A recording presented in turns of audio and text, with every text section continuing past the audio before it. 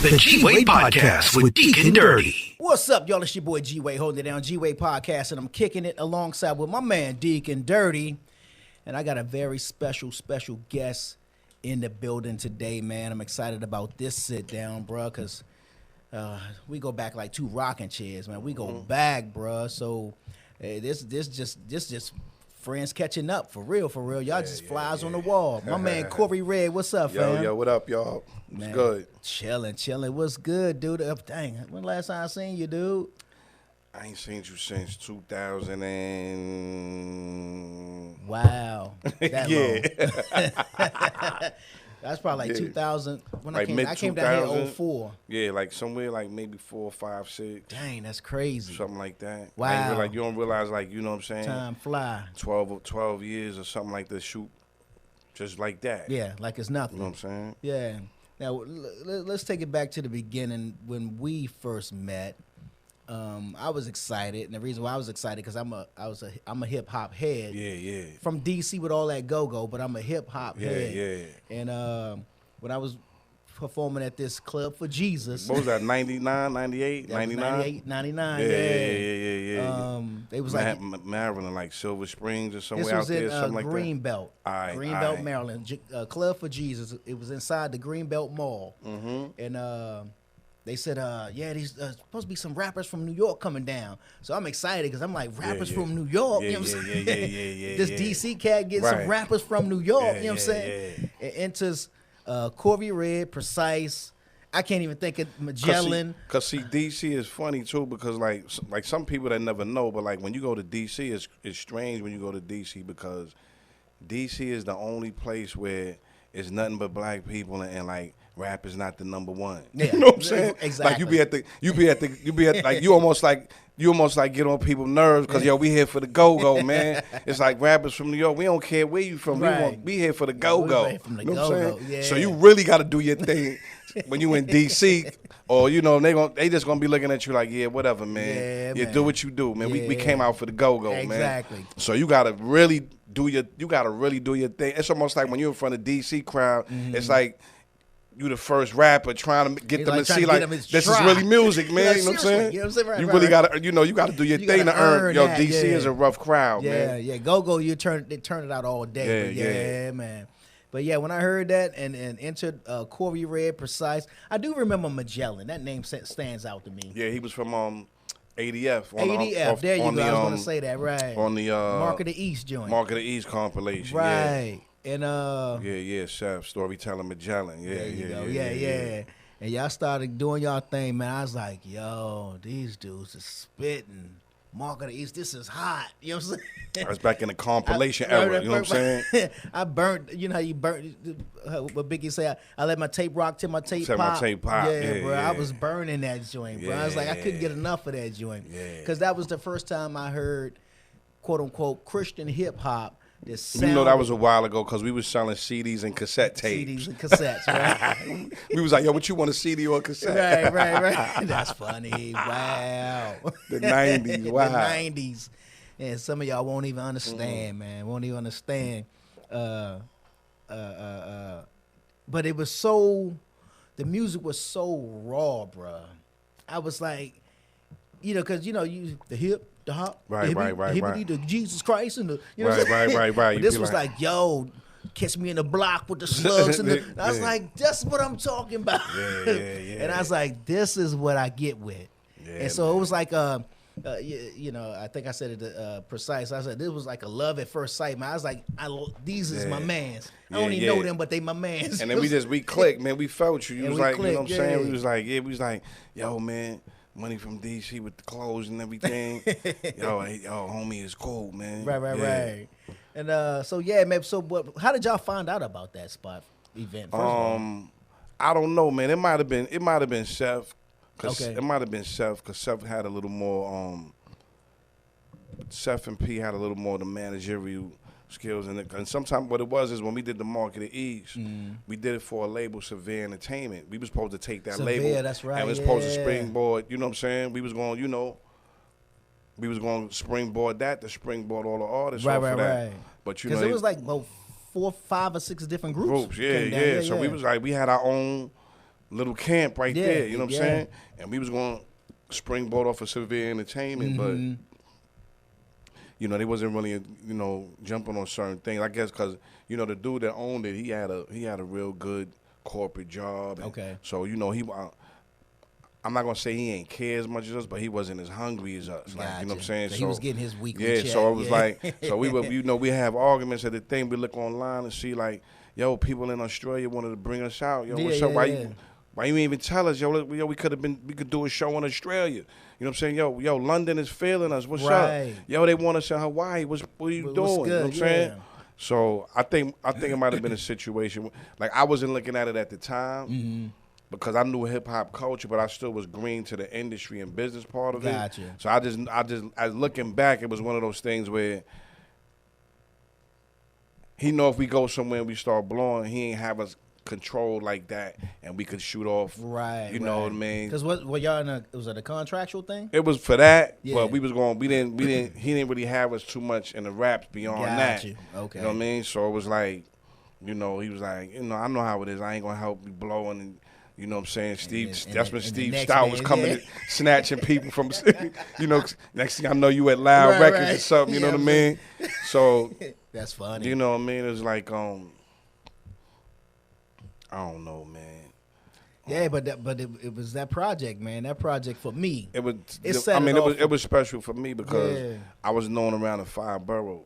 Okay. And like with that project, remember the internet, that's when all the underground people, we was on the internet before everybody. Mm-hmm. So the difference about back then is the artists, especially the underground artists, we seen what the internet could be. Right. The problem was the fans didn't get it. The fans was still like, man, I ain't putting my credit card number on no site, man. They gonna rob me. You know what I mean? Yeah. So it was like, we was ahead of the curve. Mm-hmm. So we kind of like, we didn't get the benefit of the internet that we could have because, you know what I'm saying? Because everybody wasn't on board. We was ahead of everybody, you know what I'm saying? Because you had all these chat rooms and people just back and forth talking. and then you didn't have the, you know what I'm saying? We ain't had the smartphones. We ain't had all these different all the different things, apps and you know technology to come down. So it was like, but through the internet, it took me from local to worldwide, like overnight.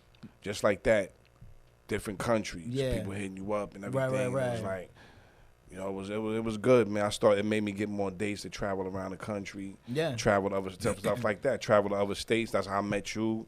You know, you get to travel to other states and everything. Me, I always loved the, you know, cause I'll be honest, man. Before music, man. The only time I really traveled, drugs was involved, man. You know what I'm saying? We gonna go pick up, you know what I'm saying? You know what I'm saying? Like, so it felt good to could leave to go to another state without going, yo, you know what I'm saying? Well, you know what? I'm glad you said that. Let's back it up even a little bit more. Since we you know, before Mark of the East, before Corey Red, you know what I'm saying? There was Corey. Well, Corey Red, people think Corey Red is not my rap name.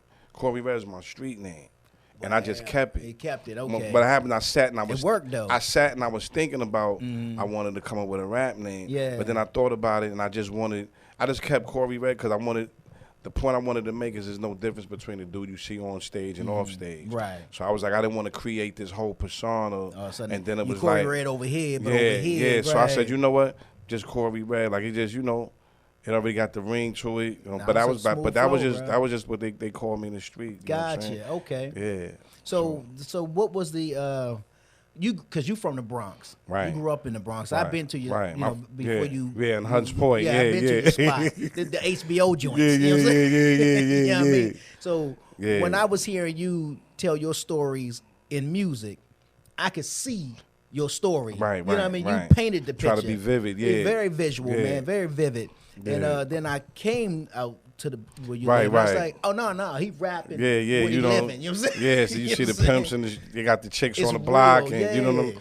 I'm on the first floor. I had balls on my window, like, what you like? Yo, Red, why you got balls on your window? Yo, somebody might climb up in here when I'm going. You know what I'm saying? Like, yeah, that's funny. You know? And so you was out there like that doing your thing or whatever. What was the turnaround? What was the thing that down in the South they say caught hold of you? It caught hold of you, right? What got you know? I mean, just unfortunately, like a lot of human beings, man, it took me I had to come in the hard way. You know what I mean? I'm sure, you know, God was always appealing to me the Right, easy way all along. Like the but stairs or the window. yeah, but it was like, you know, I always wanted to find, like, I believe, like, what's the real spiritual path. Right. I wasn't sure what it was. Were you involved in any type of religion at that point? Were you like Muslim? Were you No, my grandma, I was searching. Okay. You know what I'm saying? My grandmother exposed me to church and Christ and everything. But, you know, I started getting old. I'm like, because, you know, that whole Christ is man and God and the Son of God, that's a real...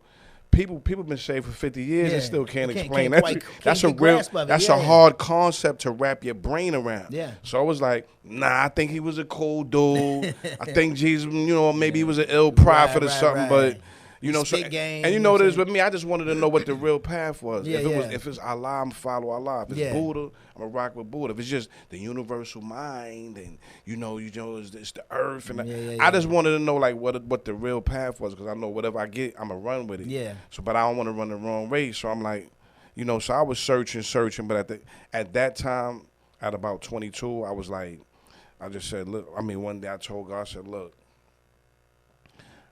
in the house by myself, told him, yo, God, I believe you real. I'm not sure what your name is. Right. I believe it's just one of you. I don't think it's like 17, the God of this and the God of that. I said, but it's too hard to get to you, man. It's too much. It's too many middle people, man. Like so I'm like, look, through the red tape, look, I'm gonna come back at you another date. Right. But all I know is what I see right now, and I need to get this money, man. Yeah, I got you. You know what I'm saying? Right. You could say, oh, you should have did well in school. Well, I didn't. No, I didn't. So what I'm supposed to do is just lay down on the ground, like, up, oh man, should have did it better, you know.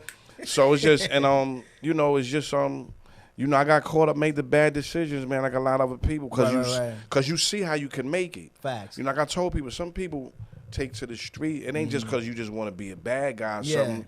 When you look at mainstream society, it look rigged against you. You know what I'm saying? At least I know if I don't make it in the street, it wasn't because I was black. Right. You know what I'm saying? Right. You feel like, as dangerous as it is, it still feels like it's you have a more, worth it. Yeah. you have an even. It's a fair shake. Yeah. You know what I'm saying? Yeah. You're not gonna not make it because why you ain't selling drugs, man? Yo, man, they don't want no black man selling. Out here doing that. Yeah, so so you know, a lot of people take to that because it feels like you can make it. Right. But sometimes that's an interesting outlook. You fall for the lie. You look at mainstream society, and you like, nah, everything's rigged against me, man. And then if you. I was always well read. I always thought it was cool to be smart. Yeah. So I mean, I was in the street, but I reading books. Yeah. You know what I'm saying? When I'm with the fellas and we in the cypher getting blunted, I'm talking about history. I'm like, yo, I'm telling y'all, man, it wasn't no Martians. We built the pyramids, man. Like, you know what I mean? So I always thought it was cool to be smart and know stuff. So then when you know things and you start seeing society, how it's rigged, and you see like, as you come up and you see certain things, you go, all right, on a street level, it might be good guys and bad guys. Right. But as you start to rise up and see how things are done at the top, you like, the good guys is the bad the good guys are the bad guys. Yeah. There ain't no good guys. Yeah. You know what I'm saying? You be like, that's a facade that good guys wear. Yeah. You know what I'm saying? But you know what I'm saying? So you like, we ain't no good guys. What's the sense of being a good guy? Yeah. You know, so a lot of bad decisions that we make and that people make, people go, well, why did he make this decision? What's wrong with him? They thinking he made the bad decision out of stupidity or ignorance. But a lot of times you make a bad decision, you came to it with a logical, rational conclusion. You know what I'm saying? So it's like, one of those, well, it made sense at the time. Yeah. So it's like, you know, it's, people do that for the rest of their life. Even when you come into the truth and you doing good and everything, you still you make a business decision based on the information you had. You made it. Then you found out there was another piece of the puzzle you didn't know about. If you knew that, you wouldn't have made that decision. You know what I mean? So I mean, a lot of time life decisions, whether you make the right or wrong decision, you still come to it, you know, rationally. And so a lot of people rationalize, and then you got some people, their situation is just, you know, people say, oh, why he selling drugs? Both his parents are drug addicts, and he's 5. You know what I'm saying? Right. Yeah. And he's 5. Right. And he's hungry. And by the time he get 8, he realizes if he don't mess with the dope boys down the block, he's not going to eat. He's not going to eat this You know what I'm saying? Yeah, facts. So That's you never true. know. You know what I'm saying? Yeah. Like I know dudes able to hustle. They might have a little guy and send him to school. Mm-hmm. Yo, you gotta go to school, man. You just can't be out here. You gotta go to school. Yeah, I'm gonna make sure you got clothes on your back and everything. But you going to school, you boy. going to school, yeah. You know what I mean? Yeah, But like I said, you know, that's why we gotta make these films and movies, because like a lot of characters from the street, like the drug dealer or the gunman, is dehumanized. Yeah. You know what I mean? Facts. And then when they present us, it's like a caricature. The dope boys all over the top. He has no respect for life whatsoever. Women. Boom, boom, boom, Right. boom. Right. I like when we know people from the hood, big drug dealers, you never find them in the club. They're like, I don't go to clubs. Yeah.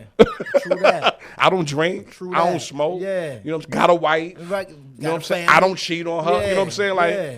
so it's like, you know, I think a lot of times people from our community, whether they're the quote unquote good guy or bad guy, I think a lot of time because we don't tell our stories, you know what I mean? All our characters are like dehumanized or they caricatures, and it's like, you know, I think a lot of times, man, people just you know, we got to tell our own story. Yeah, you know what I'm saying? Not that, I mean, I digress right there. No, but, you good. But I mean, what happened to me, sticking with the question that you asked me was, I mean, whatsoever man soweth, he reap. You know what I mean? I sowed violence, and one night is my turn. You know what I'm saying? I got stabbed up and got to the hospital. You know, they were working on me. I could tell all these people working on me. I could just tell, like, I felt my life, like, leaving my body. You know what I'm saying? Right. And it's funny, when you dying, you don't feel like you dying. It's just you realize I'm leaving here, going somewhere. Right. The fear is, where am I going? Right. Yeah. So I've been so close to death, I know what it feel like to die. You know what I'm saying? So I'm laying, I'm like, I know I need divine intervention, but I got like 17 concepts of God in my mind. So I'm like, everything's going through my mind. Osiris, Isis, Buddha, Allah, divine mind. I'm like, and I can't tell you why, but for some reason, I just rolled my dice on Christ. Man. For some reason, mind you, I didn't really was a believer like that at the time, but for some reason, I was like, I said while they working, I said, yo, Jesus, if you will, save me, and I do good, whatever good is. Yeah. You know what I'm saying? And I went out and they worked on me, and you know, God seemed fit for me to, you know, heart rate went and it came back without them hitting it and all that, and you know, and so God showed me the reality of who He was, and He literally saved me from death. You know what I mean? And it's not like I came out the house and I was good, but it was a process. First was like, okay, God is real, Christ is real. Now it's like He just like that. He gave me that epiphany first, and then was his long process of bearing with my nonsense and my foolishness and my, you know what I mean? Because, you know, when you first come to Christ, you know, a lot of times what happens is what the church does now, especially the Western church, as soon as you get in, they try to put you in some type of ministry or something. Yeah, automatic. To minister to people. Yeah. When you look at the scriptures, when God brought the Hebrews out of Egypt, He had Moses bring them Book of Leviticus and get to know how to minister to God. How you got to get to know and build the relationship with Him before you can start telling people about Him. That's like me telling you about G Wade and I ain't never hung with him. Yeah. So somebody could be in the room saying something about me. You could be like, well, hold on, partner. Yo, I know him. Let me tell you what he's really about. You understand what I'm saying? That very same scenario happened for real with a friend of mine's, and this is when I first came to Christ. I didn't know much at all. All I knew was he died, rose. I get it. Yeah, I get that. I got that, and that's all I had. But you know, just to fast forward through that little, just the story. I heard P say that you say make a long story bearable. Make a long story bearable. Yeah. My man jumped up because I was not going back and forth, but somebody was was a Muslim. And so he was talking what he was talking, I was talking what I was talking, but I didn't have much to say because I didn't know much. Right. But my man jumped up in the middle, my man 50 grand. Yeah. He said, man, I know him. He's pointing dead at me. He's like, I know him, but he cussing. Right. That's my man. Right. And whatever he's saying, I know it's true. That's Right. right because Right, because he's looking at the change. Yeah, you know what I mean? So nobody can't just stand up and be like, Corey read this and you don't know me, and you can't stand up and be like, God this, Right. and know nothing about him. Yeah, so I think the first thing you got to do is get to know him. You know what I mean? Facts. So then, fast forward somewhere along the line, say around 95 or 90, I would put, I put God in my rhymes and everything, just rhyming, because in New York, everybody rhyme. Right. Cab driver rhyme. Yo, the mailman bring your mail, he rhyme. Go down the block, the dude that make your sandwich, he rhyme. You know what I'm saying? Cable man come to your house, he rhyme. Right. You know what I'm saying? So it's like. That's funny. So my whole city rhyme, you know what I'm saying? Like, so when you rhyme, it's like, okay. Yeah. But I'm just throwing God in my stuff and I'm talking about the street. I'm just being my regular life, you know what I mean?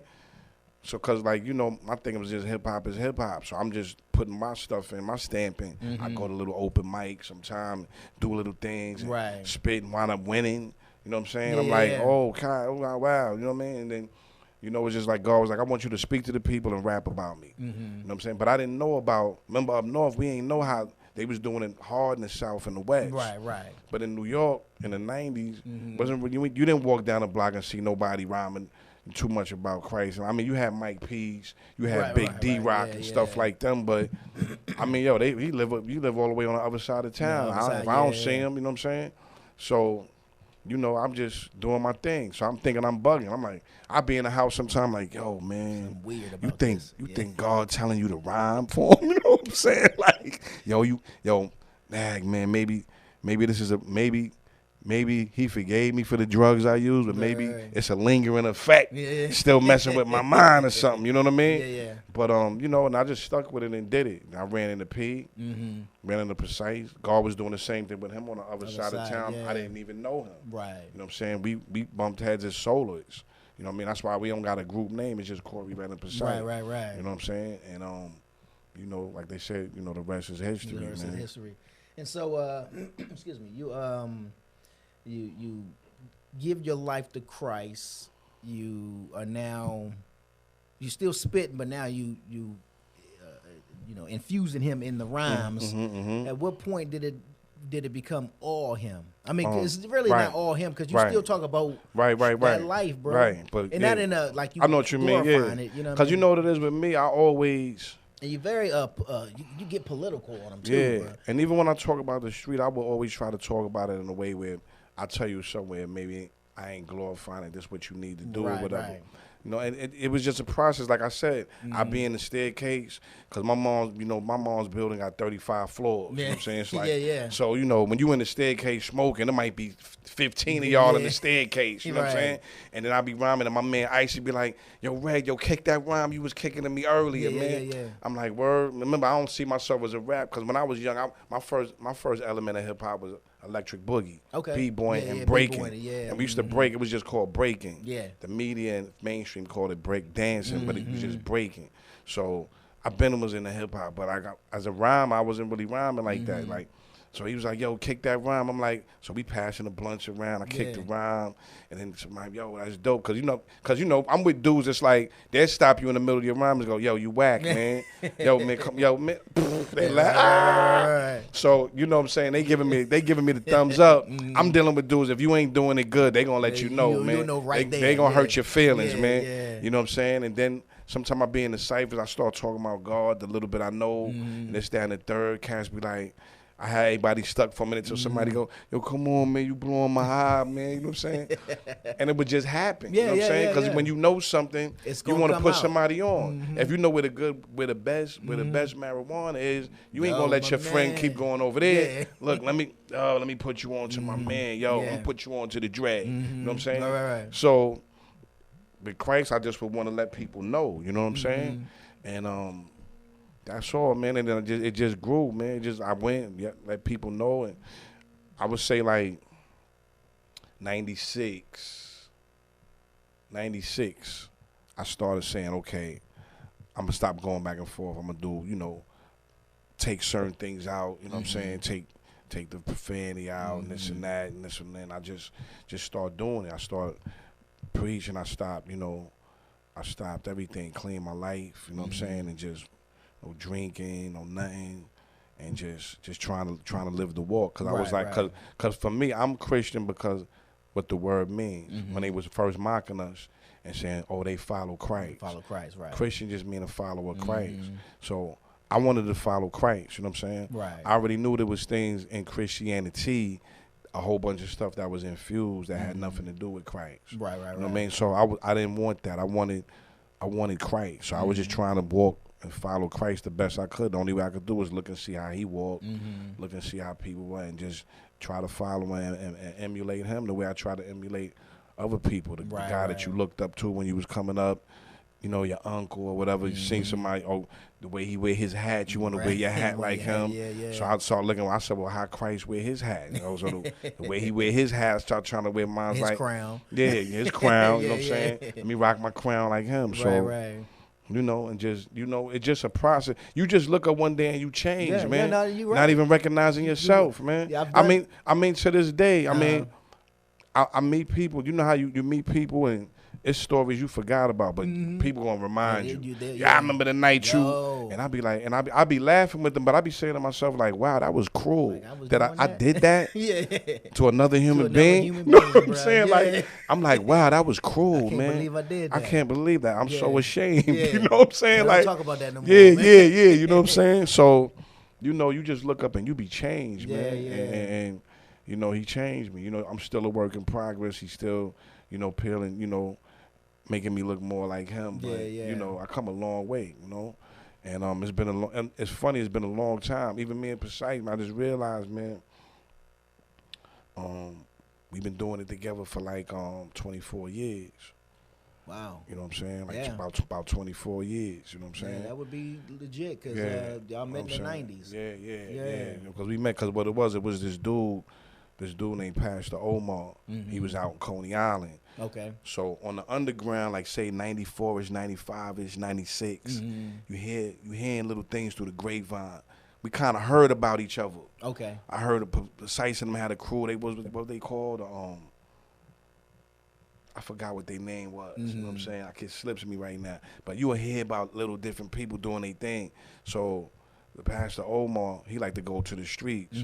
So he'd take you right to the middle of the projects out there in Coney Island. Right. Put up the speaker and all that, and he just find out somehow he get in contact with cats, and he just bring cats from different parts of the city. Gotcha. And we just come up. So I met Precise and his man.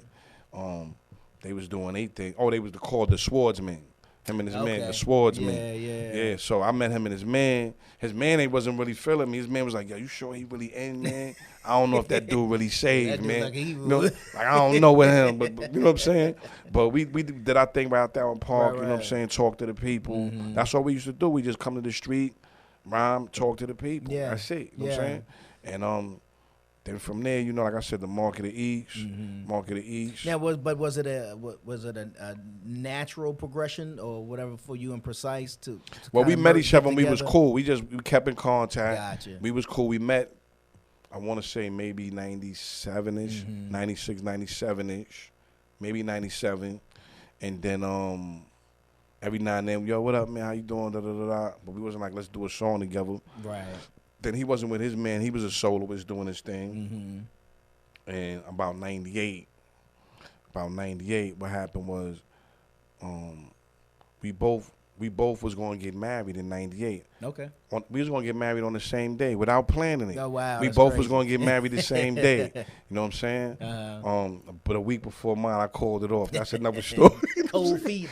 And it wasn't, man. It was just a good decision. Oh, you know what I'm okay. saying? Gotcha. Right. You know what I mean? So That's funny. that was a great decision. You know what I'm saying? But so what happened was I stayed out there with him for a minute, maybe like less than a month. I was getting Long Island. Yeah, Okay. and From Staten in Island. Staten Island, because I had to get a room because I was leaving. You know, me and my lady. Yeah. So I had to get a room real quick. I stayed out with him for about a week or so, but I had to get out of there because he about to get married, and so you gotta get out of here, dog. Yeah. So what happened was me, him, and his daughter. It's all just happened. Me, him, and his daughter was chilling one Sunday. We looking at the Jordan. I forgot. I just remember Jordan was killing somebody, and we was halftime. We was just playing around on beats, freestyling and all that. Right. So we was freestyling Triumph. Okay. That's when Wu-Tang had Wu-Tang, Triumph yeah. out. So that was that 97, 98. So we freestyling the Triumph and all that. Right. So while we doing that, I don't know, I just caught a hook. Because, I'm from the Bronx, they call it Boogie Down. Staten Island, they was calling Charlene. Right. So I was like, yo, what you think about this hook? I said, yo, without fear, we come to bring the gospel to your section. Without fear, the Boogie Down Charlene connection. You know what I'm saying? Right. The Boogie Down Damn, Charlene I forgot about connection. that joint. Right, So then what happened is, because see, they was doing the Mark of the East. I wasn't supposed to be on it. Okay. The dude Severe had it already. Was Precise a part of it? He was a part of he it was already. A part. Okay. And ADF and all them was a part of it. Yeah. A couple of dudes told the dude Severe, yo, this dude from the Bronx, Corey Ray. He's like, I don't care. There's too many people on the project. I'm wrapping it up. You know what I'm saying? So, he ain't know about me. He ain't want to know about me or nothing. Right, Yeah, he nice. It's too many people, right? So, Precise and them had to go out there. So me and him, we did a little track. Because if you go back and listen to the epilogue, which is the first song we ever did, it matches to Wu-Tang Triumph. Really? Yeah, because we spit to that. Remember you couldn't grab. See, back in them days, you couldn't get instrumentals like you can get now. So you had to just find an instrumental and make a song to it. You know what I'm saying? Yeah. So we made the epilogue to Triumph. So he heard it and he was like, and when like Severe's a real cool guy, like you could be mad nice and he go, yeah, it's dope. But he's not gonna show you no emotion. Yeah. So he was like, yo, spit that to this. And so what he did is he put on Impeach the President. The James Brown. So we spit epilogue to that. And then he came up with the created the beat around the lyrics. They don't do that no more. They don't know about they don't really do that no more. He took the lyrics and he created the beat around the lyrics. Wow. And that's why the epilogue got that like end time apocalyptic on it, because he just created it around it. You know what I'm saying? So then he was like, yo, here's a couple of beats, man. If you make a song real quick, you could be on there. You know what I'm saying? Say less. Yeah, so I'm like, all right, so I did It's My Turn. It's my, that's my joint. Yeah, right I did there, It's bro. My Turn. Yeah, that's how I did It's My Turn. You know what I'm saying? My joint, bro. And I did It's My Turn. When I did It's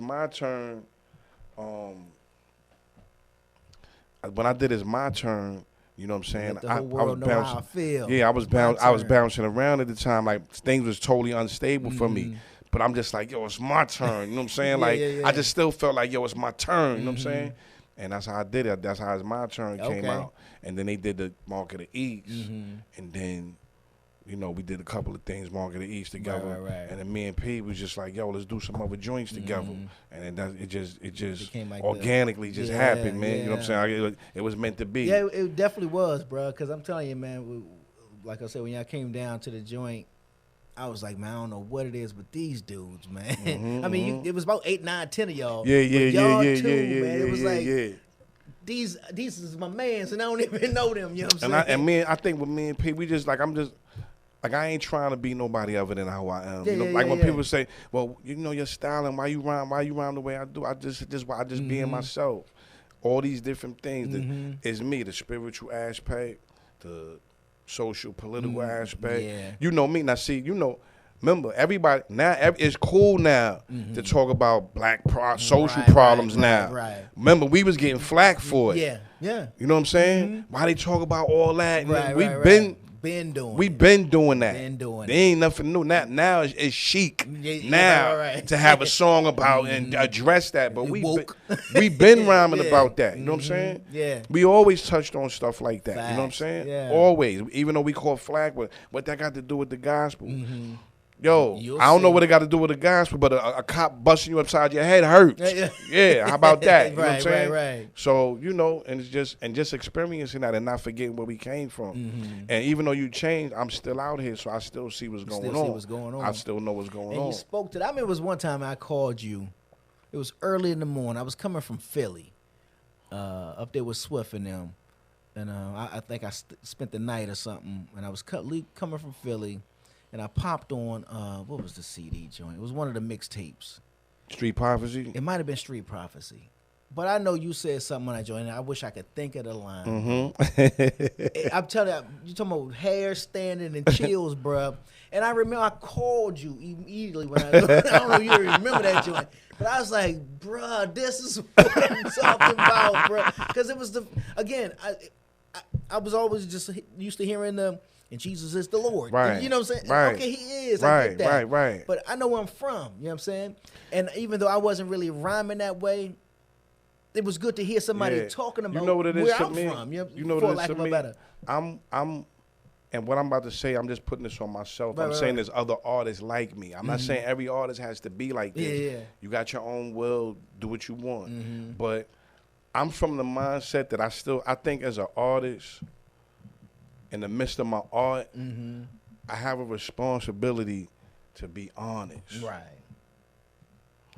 Being Very honest. honest. Being honest means it's not so much honest about and transparent and vulnerable. And telling, and because to be creative, one of the things that stops people from being creative in all art forms, fear being wrong. Yeah.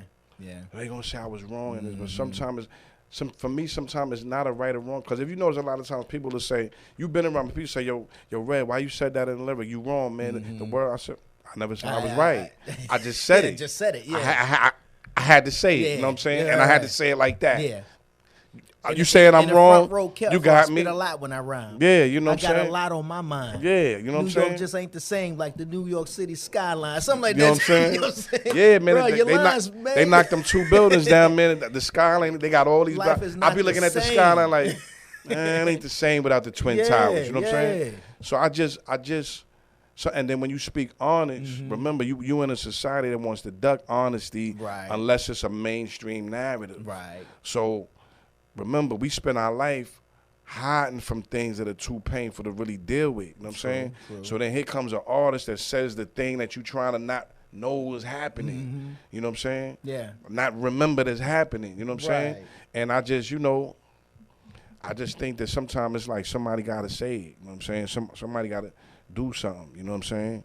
And I think a lot of people that did things in history, you know, they didn't do it so that they could get a school named after them or a highway named after them, or you'll be teaching about them in books.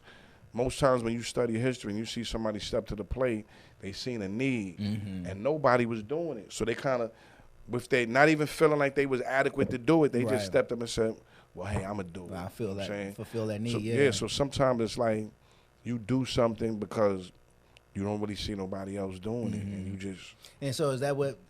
Well, I know for you it was more organic, but is that what it was for you though? Looking out into the CHH space and seeing the artists doing their thing, you know, properly, right? You know what I'm saying? But nobody's talking about this. Nah, you know what it Nobody's is. coming from where I'm coming from. What I rhyme is really not based on what other people do. It's just because for one, even like touching with that. Me and Precise always saying the Christian market as a market. You know what I mean? They try to make it its own separate industry a lot of time, but it's really a sub. Because I remember even aside from the rhyme, when I was learning, like, you had like Integrity Records, but then you find out Sony owns them. You know what I'm saying? So I'm not. So you're really Sony. So you're not. You know what I mean? Ty Scott was under. Right. You know So what I it mean? was like, stop playing. You such a kidder. You know what I'm saying? You're in the industry. You know what I'm saying? You're part of it. And so for me, now maybe because I'm from New York and I came up in hip hop, I'm a special, or I'm a unique individual because when you look at as worldwide as hip hop is, I'm one of the few people, one of the smaller percentage of people who have a pre-Sugar Hill concept of hip hop. Right. You know what I'm saying? Yeah. I came up in it in the Bronx. You know what I'm saying?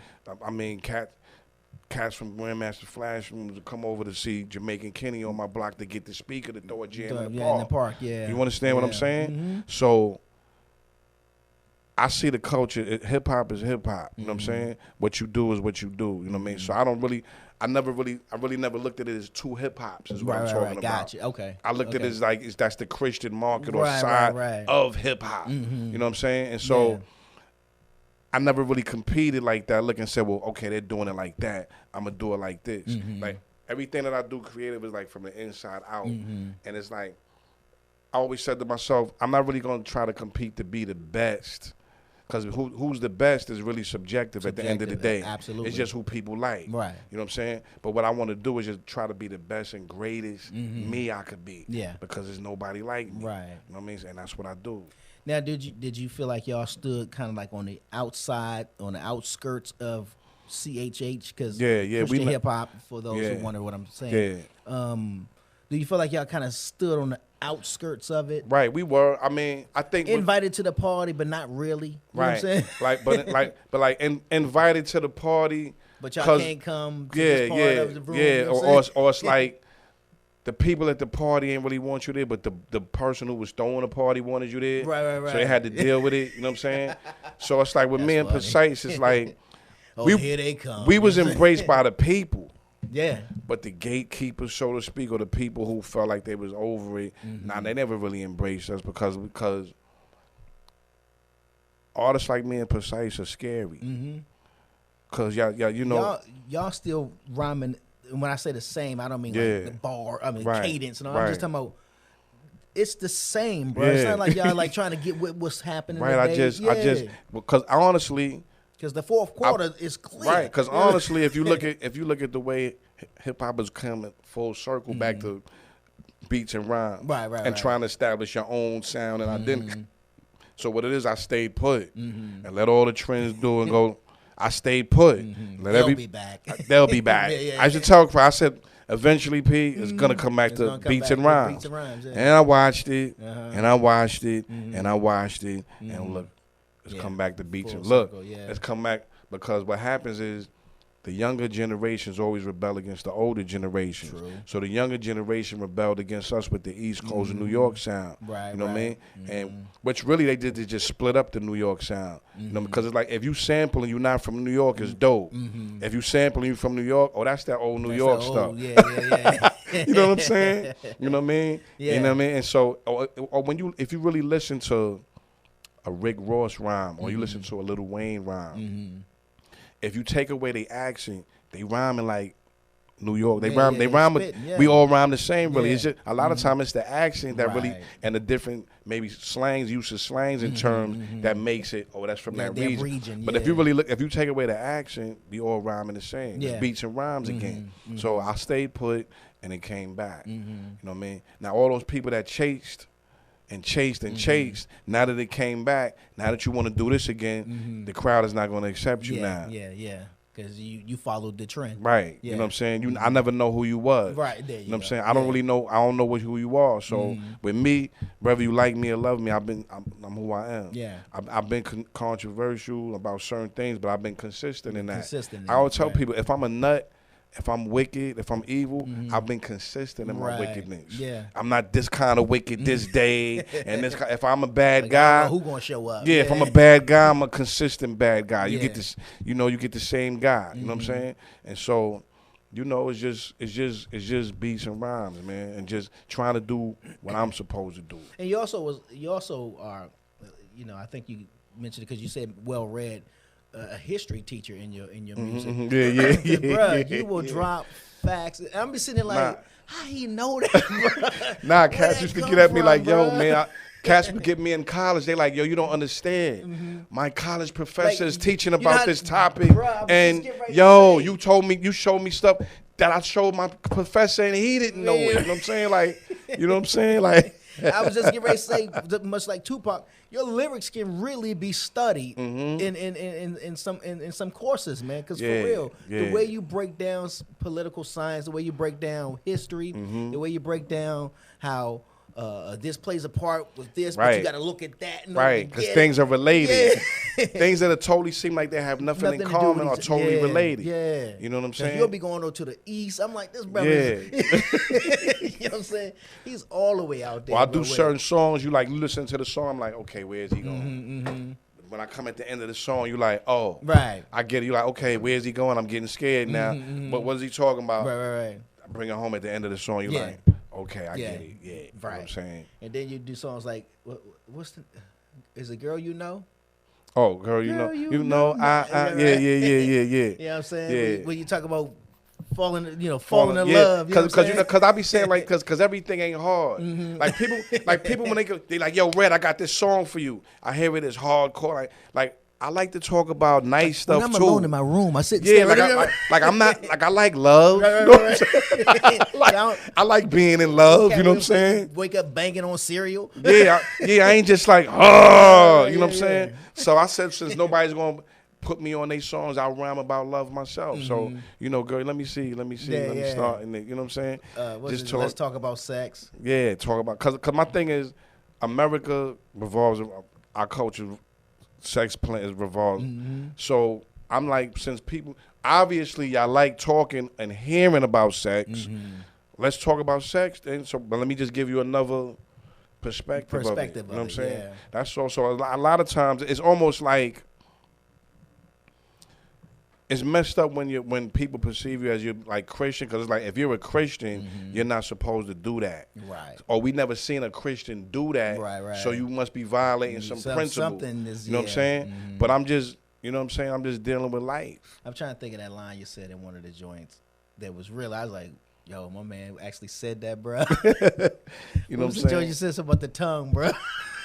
I don't know, man.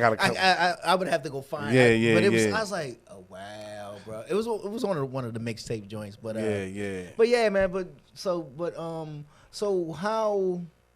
Because back in that when we ran all together, cross movement was like the creme de la creme. Right. You know, they were the.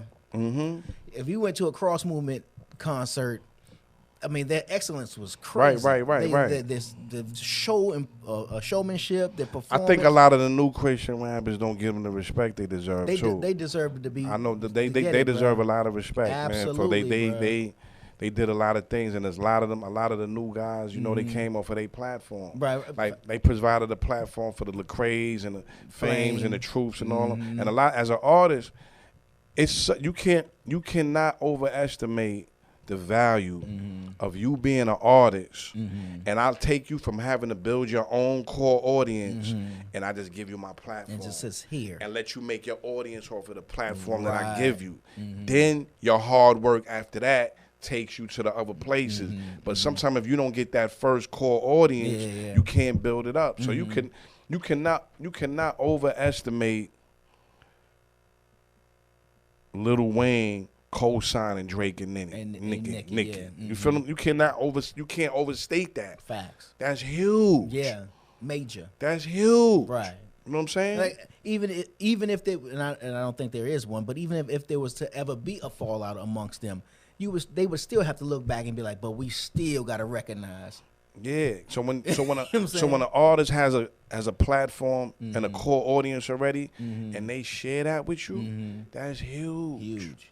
Huge. And they had that, and that makes and a lot of people who blown up, and then you could see their genius in them, and when they do that, if they don't get that first look, you know what I'm saying? Yeah. If M and Dre don't give 50 a shot, he's a mixtape all-star. He might die in the street and end up in prison. Facts. You understand what I'm saying? Right. That's why he look and say, yo, the white boy saved my life.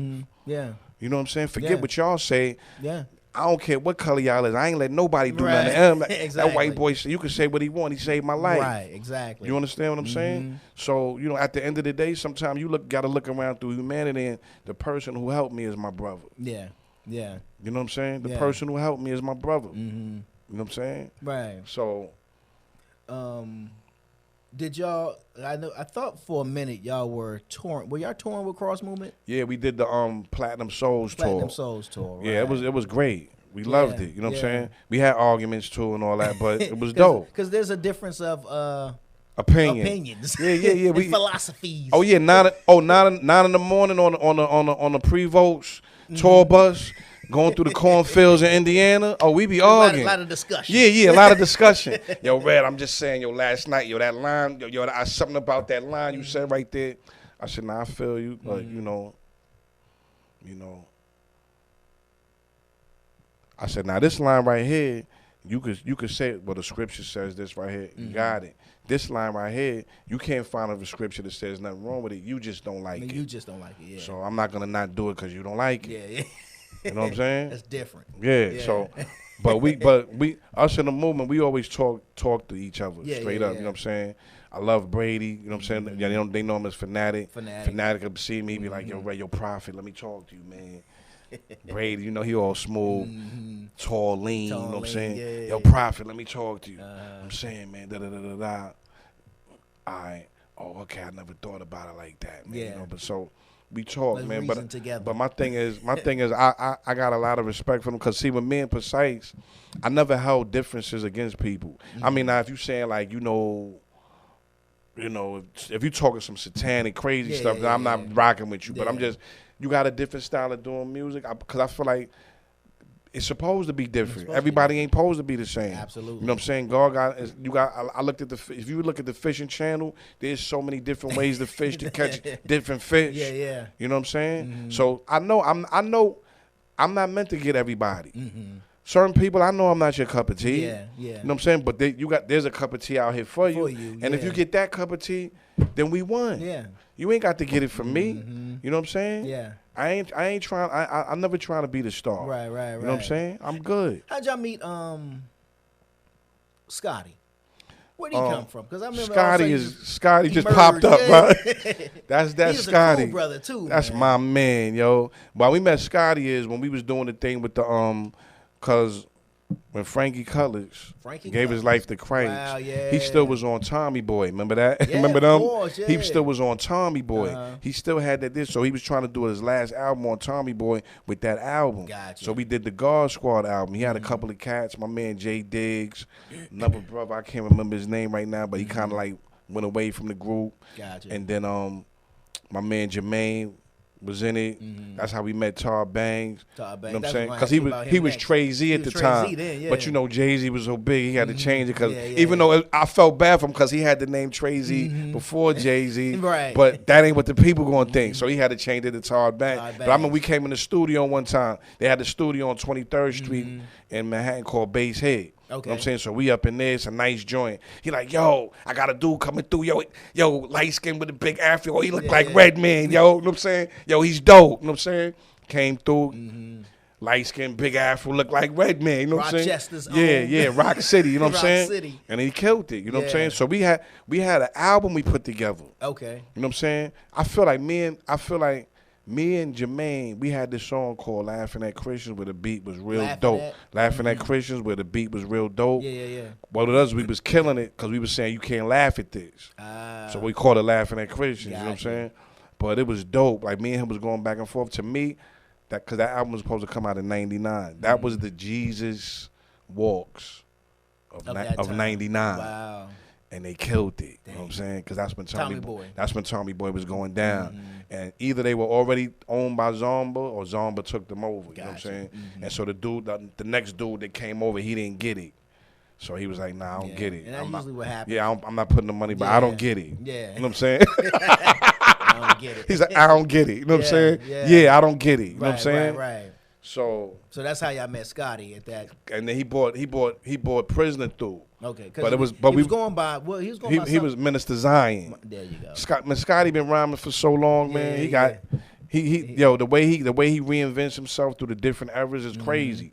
You know what I'm saying? But now he's prisoner because he said I'm locked up in Christ. You know what I'm saying? Right. He said God helped me survive prison. Now I'm locked up in Christ. So that's why his name is Prisoner now. But but yeah, that's when we met Scotty in around 99ish, 2000ish. Gotcha. And I was just like this wild dude.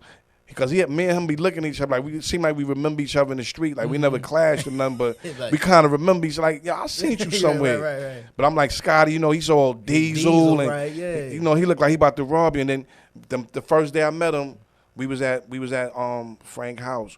All of us, not even on our knees, on our faces, laid out before God praying. Wow.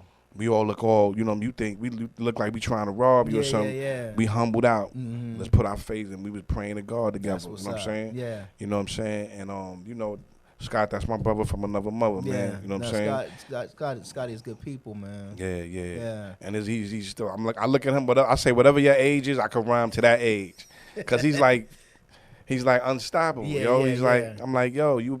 He'd definitely be 70 killing the mic. You know what I'm saying? So right. Yeah.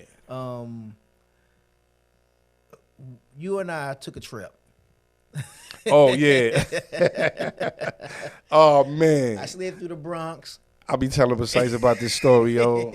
And then we took a trip up to New Hampshire. We had to go New to Hampshire, right? Yeah, New Hampshire. New Yeah, Hampshire. Concord. Concord, New Yeah, Hampshire. Concord, New You Hampshire. remember that joint too? We had to shoot because it was. If you remember, 9/11 happened Tuesday. It was that Saturday. Yeah, you're absolutely It was right. that Saturday. Yeah. So it still looked like the world's about to end. You know what I mean? It's Right. like as we go on to wars, World War all III the gonna start. debris and all that stuff was It was still still all there. over. Yeah, It was yeah. on, like I said, that's Tuesday, Wednesday, Thursday, Friday, Saturday. Yeah. That's 4 days after 9/11. Yeah. So we go up there, money go ain't up do to the right. We go to do the show, ain't money do it. ain't over there. He over at another club. Right. We like This joker empty. yeah, this joint is empty. All you see is the blue and Yeah. red lights swinging around. His wife is there. And mother-in-law, we call him like, yo, Right. fam, what's We up? heated 'cause He we like, done I'm, drove 9 yeah, he like, hours. I'm over here. Then remember me and him talking over the phone. We get into it. Right. You know what I mean? He talking that real, you know what I Right, mean? right. We like, oh, word? Oh, word? So I'm like, yo, what's G, Say less. word, wait, what's the name of that club? Where you at? You know what I'm saying? Pull up, bro. So we in the parking lot. I'm like, yo, G, man, what you want? I say, yo, G, man, what you want to do? G say, yo, I'm going to go see him, man. You know what I mean? Bro. I said, yo, G, what you want to do? So then I said, I'm sitting, I said, yo, G.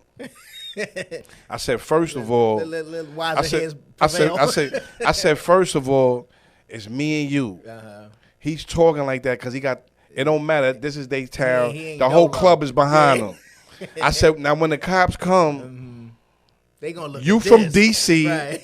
and I'm from New York. Yeah. We started. Right. I said, now, And we in I said, Concord, now New listen. Hampshire. I said, now listen. Them buildings just fell. Right. So we may be going to World War III. I said, if we going to World War III right now, G. Remember I said, Yeah. me and you can't be locked up in New Yeah, Hampshire. facts. You know what I'm saying? So I said, yo, we just gotta take this L. You know what I'm saying? Take it on the chin, Came bruh. back down. You crashed at the crib. Crashed at the You know what I'm crib, saying? yeah. I took you downtown. We went to see the buildings and the debris. Yeah, it was crazy, TV don't man. do it no justice. You see it in Yeah, person. It's like, it was surreal, man. yeah, that was It was crazy, the weirdest man. thing. I still tell people about that. Yeah. It's like, yo, when we went through that joint, man, I was like, it's one of them sounds and feelings. And when I say sound, I mean it was quiet that you can't describe unless. And you, the smell is and still the in my smell, nose, yeah. man. I remember we stopped through home. We got something to eat. Remember the old timers? Hey, man, why you put all that butter on my plate? Remember old timers dressed to Right, kill? right, Remember? yeah. He said, didn't I tell you don't put no money? Old timer was like, That's yo, funny. yo, man. Oh, man. And we did it. We spent a lot of time, well, quite a bit of time in South Jersey, Millerville. What did we do over there? Oh, well, Kelly Kells used to stay a lot. Yeah, down by Vineland and all that. Vineland, Yeah, there you go. Past Cherry Hill and all that. Yeah. We used to stay Yeah. at, I don't know the lady's house, but somehow or another we all would gather there. Yeah, we was over there. Everybody was over there. Yeah. From time to time, because Yeah. we would do something, whatever he would throw something in Yeah, Vineland. he'll have it over there. Yeah, that'd be Yeah. like where they had the food at and everything. And that big old dog that she Yeah, had yeah, walking yeah, around yeah, yeah. in the crib, and the little son she had. Yeah. I wonder what happened to that little kid. You know what I I'm don't saying? know, man. It's But, it's so many people we used to see state to state that I sit around and think about. I don't know what happened to them, man. You know what I'm saying? Because we kind of moved in almost in a. Oh, we gonna be? Oh, we coming there. We are gonna be? Oh, we gonna go there. But then we would get together. and you know then what I'm life saying? got so real for everybody, Yeah. man. Yeah. Life just, you know what I'm saying? John Lennon got a quote that I love. He says, life is what really happens to you while you're busy making other plans. Wow. You know what I'm saying? You can make all the plans in the the world, plans, but while you planning, life is happening, Life is- man. And life is happening. things don't work out the way, you know. Yeah. Things don't turn out the way you planned them, Yeah, man. You you're know what I'm right, saying? bro. That's just life, man. Yeah. You know what I mean? And And some of us survived the storms, and some didn't. Some didn't. You know what I'm saying? True that, bro. You know? I remember one night we was there. I can't remember all who was there, but I know you, Precise, me. I think Swift was there. No, I know Swift was there. I think Activist might have been there, but it was a bunch of us. Kel was there, and we were praying, and then all of a sudden, not all of a sudden, I said, "Well, I feel like God is telling us." It was like that washing of the feet. Right, we moved like him and the disciples. Right, yeah, exactly. Humble ourselves. You know, Humbling I ourselves. mean, like I said, I used to tell a lot of people. I said, y'all can say what y'all want about the rappers or the Christians that's moving in hip hop and all that, but a lot of us is real, man. we real, man. Yeah. You know what I'm saying? We not perfect, Right. but we real with this, man. You know what I'm saying? Like, you can't, yo, I'm real with this. Yeah. And then on times when I got out of line, I sat myself down. Right. You know what I'm saying? Right, absolutely. Ain't no nothing gotta happen to me. Right, you know right, what I'm saying? right. You know what I'm saying? I sat myself down. You know what I'm saying? And then pick myself back up, man. So, I mean, I gotta tell people, I say, you can say what you want, but you can't say I ain't been real about God. Yeah. And I ain't been real about trying to reach these people and these souls, man. Yeah. And at the end of the day, a lot, like I said, I see hip hop as a mission field. Right. You know what I'm saying? Because I know some people, they took me, I done had people take me down to World Vision and American Bible Society and bring me in front of the board not the board of directors or whoever the council, the grand poobahs is. And I told them, yo, y'all doing the people a disservice, man. Y'all put all these millions of dollars to send people over to do ministry in India and all these people, and look at all these people dying right in front of you, yo. Yeah. I said hip hop is a country. Yeah. It's a mission field. When y'all gonna get behind a mission field we doing to reach people in hip hop? It's a country. Right. It's everywhere now. And y'all gotta stop this. There's one spirit in hip hop, and then there's another thing in the world. Hip hop is a microcosm of the world at large. Right, absolutely. Everything you find in hip hop, you find in the world. You know what I'm saying? Yeah. Violence and sexual content went up in the hip hop because it went up in the world. You know what I'm saying? So y'all got to stop trying to make the people in hip hop like they're from another planet, and you don't understand why they the way they are when it's just a mini show of the whole world, man. Right, exactly. The whole world is changing. And what happens is, see, something happens sometime and people look and they go, yo, the world is going crazy. Not the world is going crazy. This is the world. This is the world. See, sometimes the real world comes and invades our little lives. That's crazy. That's interesting. You know what I'm saying? And you go, yo. It's just like people say. It's just like people listen to music. Yo, shoot him, kill him, your mother. Yo, stab him in the head. Then they get the phone call. Little man got stabbed in the head. Now being stabbed in the head is not cool now. Now come the tears. You know what I'm saying? Yeah. Now comes the funeral. Yeah. Now comes the tears. Yeah. You know what I'm saying? Now that day, you don't want to listen to that kind of song today. Because the real world done crashed your little world. That's an interesting. But then after time goes on, you could ignore that, and it's back to shoot him in the mouth, stab him in the head. So it's just like when 9/11 came. They said certain TV shows, due to, you know, how everybody's feeling right now, is not proper to show now. Yeah. Maybe they was never proper to show. It was never. Yeah. But the real world will come and crash your reality. That's crazy. So sometimes what happened, the only reason somebody might not like an artist like me is I'm bringing the real world and crushing, and it's disturbing your little world. Yeah. I'm telling you, businessmen travel over to the Philippines and they molest little kids. Yeah, you are. You know what I'm saying? Because it's legal. You know what I'm saying? But you don't want to hear about that because so I'm just now you mad at me now, but you ain't mad at me because I'm not the one doing it. Right. I'm mad because I'm making you remember what the world really is, showing you exactly. You know what I'm saying? Spotlight. Yeah. So and then sometimes I'll be honest with you, man. Let's be honest. Sometimes people that had a problem with me and precise, because Christians are funny. Christians that have simple reason for why they don't like you, but they'll try to get a scripture and Christianize it. Oh, I don't like G Wade because he didn't. But some people, I ain't gonna front. Some people, they just don't like dudes from New York, man. Yeah. but if you a bishop, you ain't gonna come out and say, nah, I don't like them New York Negroes. You know what I'm saying? Right. You're gonna say, yo, I don't like the way they teach about, but that ain't what it is. You don't like dudes from New York, and I understand that. Yeah. I mean, I don't do the things that a lot of people from New York people do, but I understand why people don't like us. But it's like when you Christian, it's not a very Christian thing to just come out and say I don't like Corey Van Precise because I just don't like people from New York. You got to find a Christian, find a real, justification spiritual way to say that. And it's like that ain't what it is. You just don't like me. You just don't like me, and that's okay. Yeah, you know what I'm saying? Because I don't like you. You know what I'm saying? But we could, either we could get together and do something that's meaningful, or we stay out each other way. Yeah, that's all. We ain't gotta, tear me down and this, that, and the third. I mean, come on, man. I remember I had pastors. We be telling Precise, yo, you need to get away from him, man. You know what I'm saying? And pastors be saying, you know, he ain't no real man of God. Mind you, this may be a pastor who, when I was over by your church, your wife was flirting with me.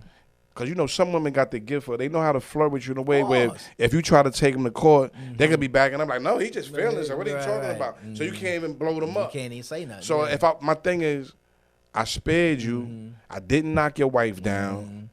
But you're running around telling them, and you running around telling everybody I'm not a real man of God. If I wasn't a real man of God, yeah. You know what I'm saying? Yeah, absolutely. I know what you're saying. I'm not perfect, but I mean, yo, I can say that I know I made a lot of bad decisions. Like I'm like Peter. When I'm good, I'm good. Yeah. And when I'm bad, I'm so bad. You know what I'm saying?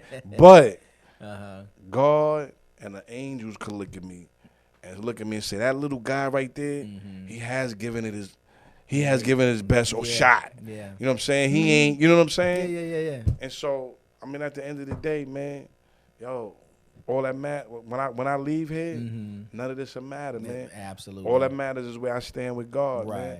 I ain't gonna know what the funeral was like. You know, I ain't gonna know if people even showed up. Yeah. You know what I'm saying? I don't really think I'm one of them dudes gonna have a big. You know what I mean? I be thinking. I was just telling them, you know, my people would be like, yo, stop talking like that.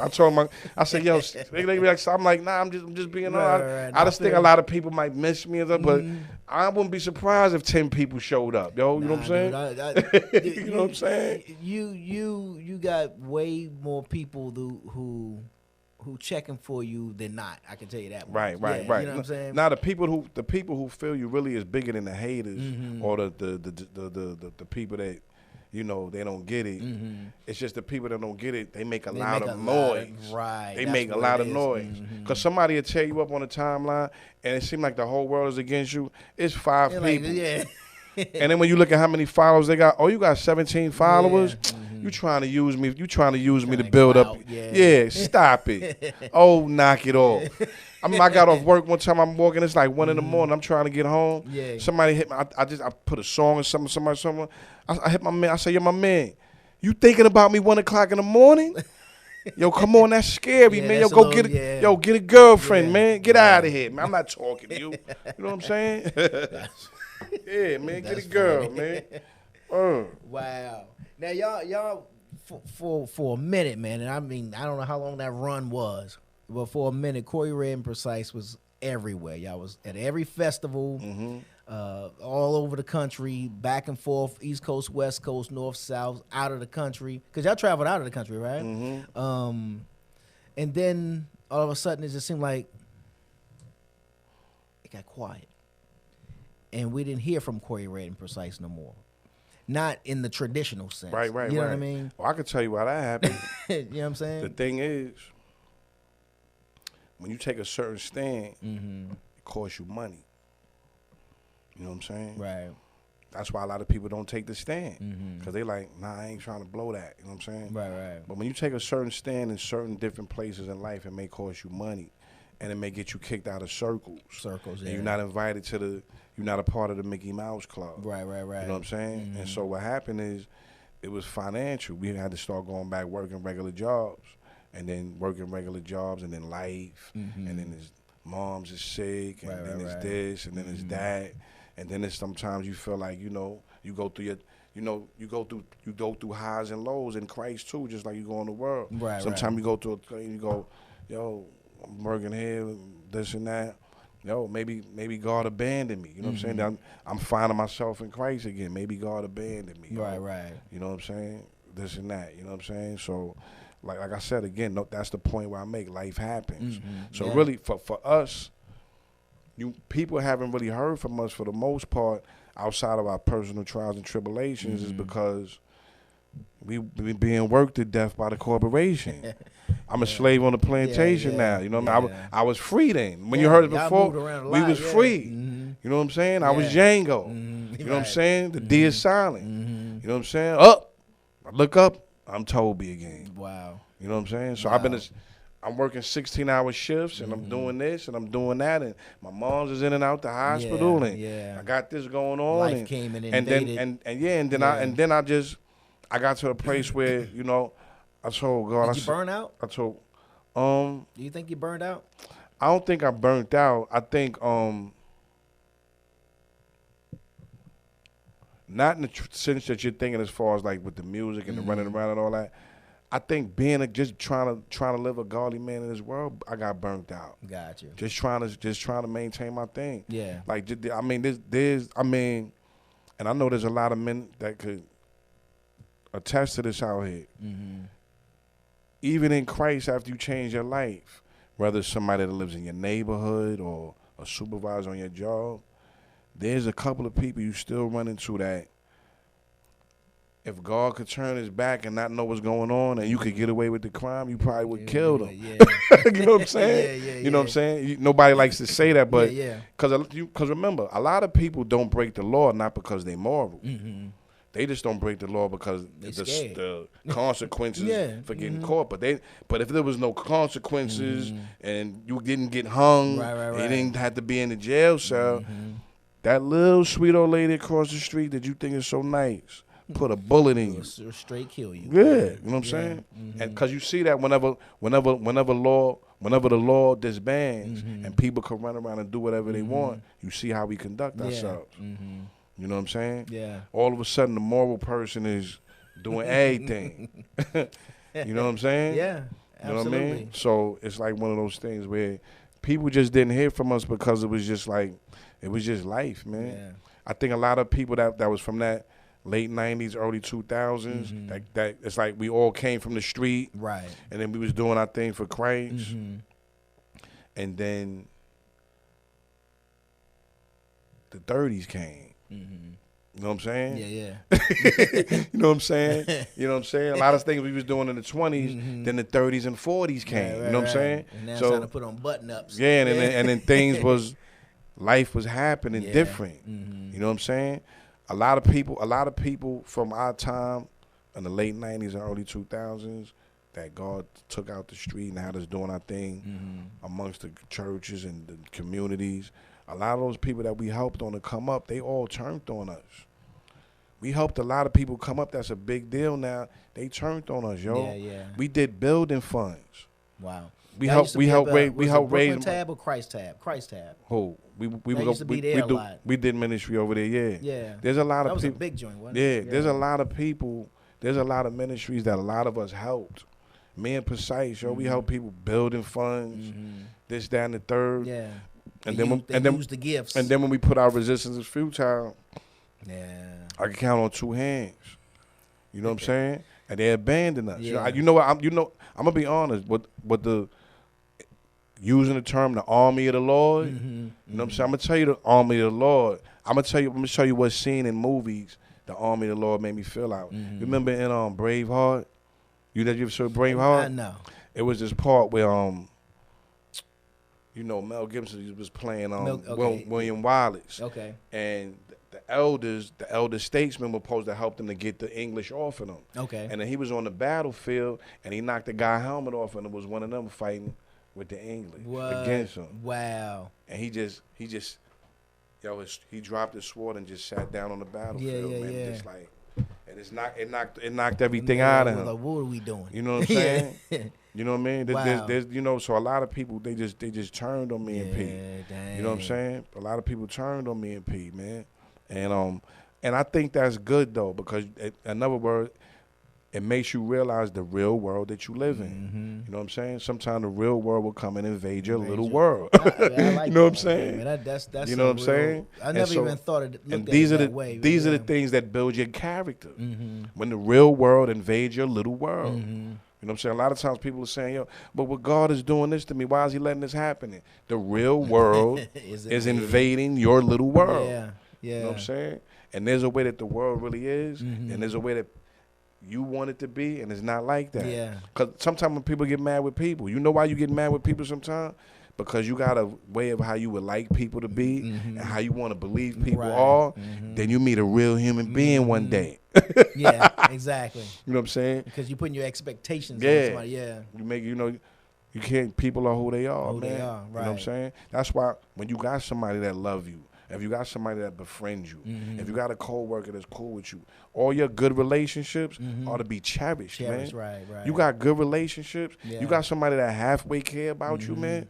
Yo, you don't take that for granted. Because for every person that cares about you, there's a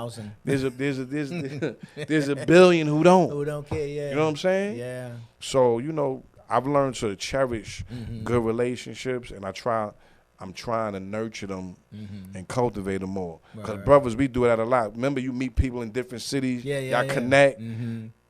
Oh, we got to get up.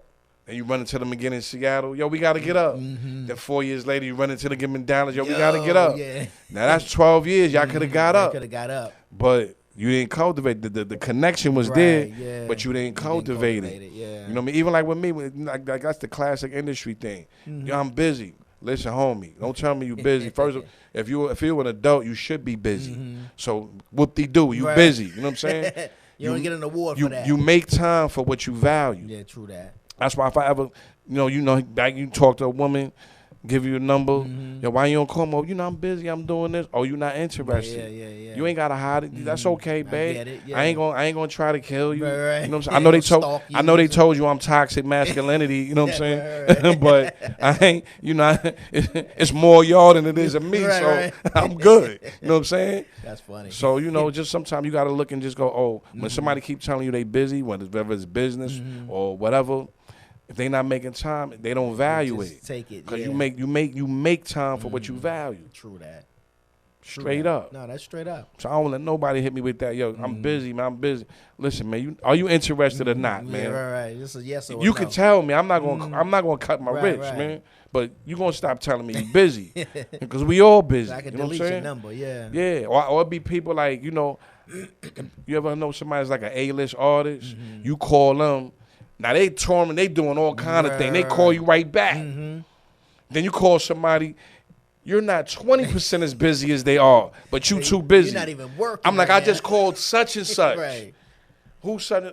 When I say such and such, I can tell you their first name and you Right. know who I'm talking about. And they call right me. back. They call me right back. Yeah. You know what I'm saying? In the middle of what they was doing, they Yeah. call me right back. But you're too busy. All right, man. PS5. So the springing out of cross movement, Flame came because I remember having him on my show. Yeah, Flame, Truth, and he Lecrae. actually brought Lecrae with him. Yeah. He was just coming with him because they was in town here in Atlanta.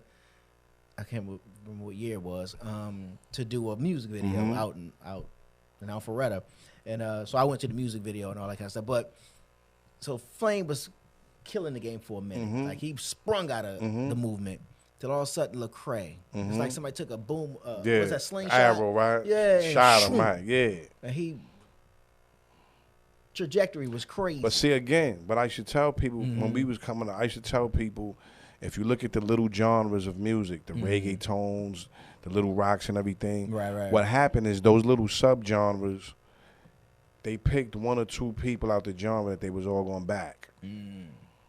And they started doing numbers. Okay. Industry respect numbers. Right. You start doing numbers. Right. Hold up, this is a force to be reckoned with. And it helped the whole little subculture. So I was telling people for the longest, when I was telling people, look, everybody, even if it ain't Corey Redden per se, where everybody get behind the movement or somebody else and do numbers. You know what I'm saying? It makes a statement to the industry that this is. People pay attention. Back then, people say, well, I don't think we supposed to be big. I don't think we supposed to blow up. You know, and they had these little pseudo-spiritual reasons for why. Right. Then those same people I seen online, yo, we made Lecrae do such and such. I said, that's what y'all was supposed to do that. Yeah. You know what I'm saying? So they just did what they were supposed to do. And he had the people that was the right time. Right. He came at the time when the digital platforms and the people were, their mind was there. It was there, yeah. Like anybody, a lot of people that came through those that 05s, 06, 07s, 08s. Right. You caught the wave. You caught the wave, yeah. You know what I'm saying? So it was everything. You know, sometimes something happens in life, especially in music, that happens that you can't recreate. It has to happen organically. Right. And so he just was in a real space, and some things happened for him organically, man, and it just It you took know what I'm him, saying? yeah. Like I said, I know I was happy for him, man. You know what I'm saying? I you know, when I would hear like the backlash and stuff that he was getting, and I would read stuff and I hear him talking to people, and I'm like, I told him in I don't I told him in understand how this brother- we was in a green room at an event in Chicago, and I told him some things. I said they gonna turn on you. yeah, You know what I'm saying? Yeah, I told him because I was telling him. I said, yo.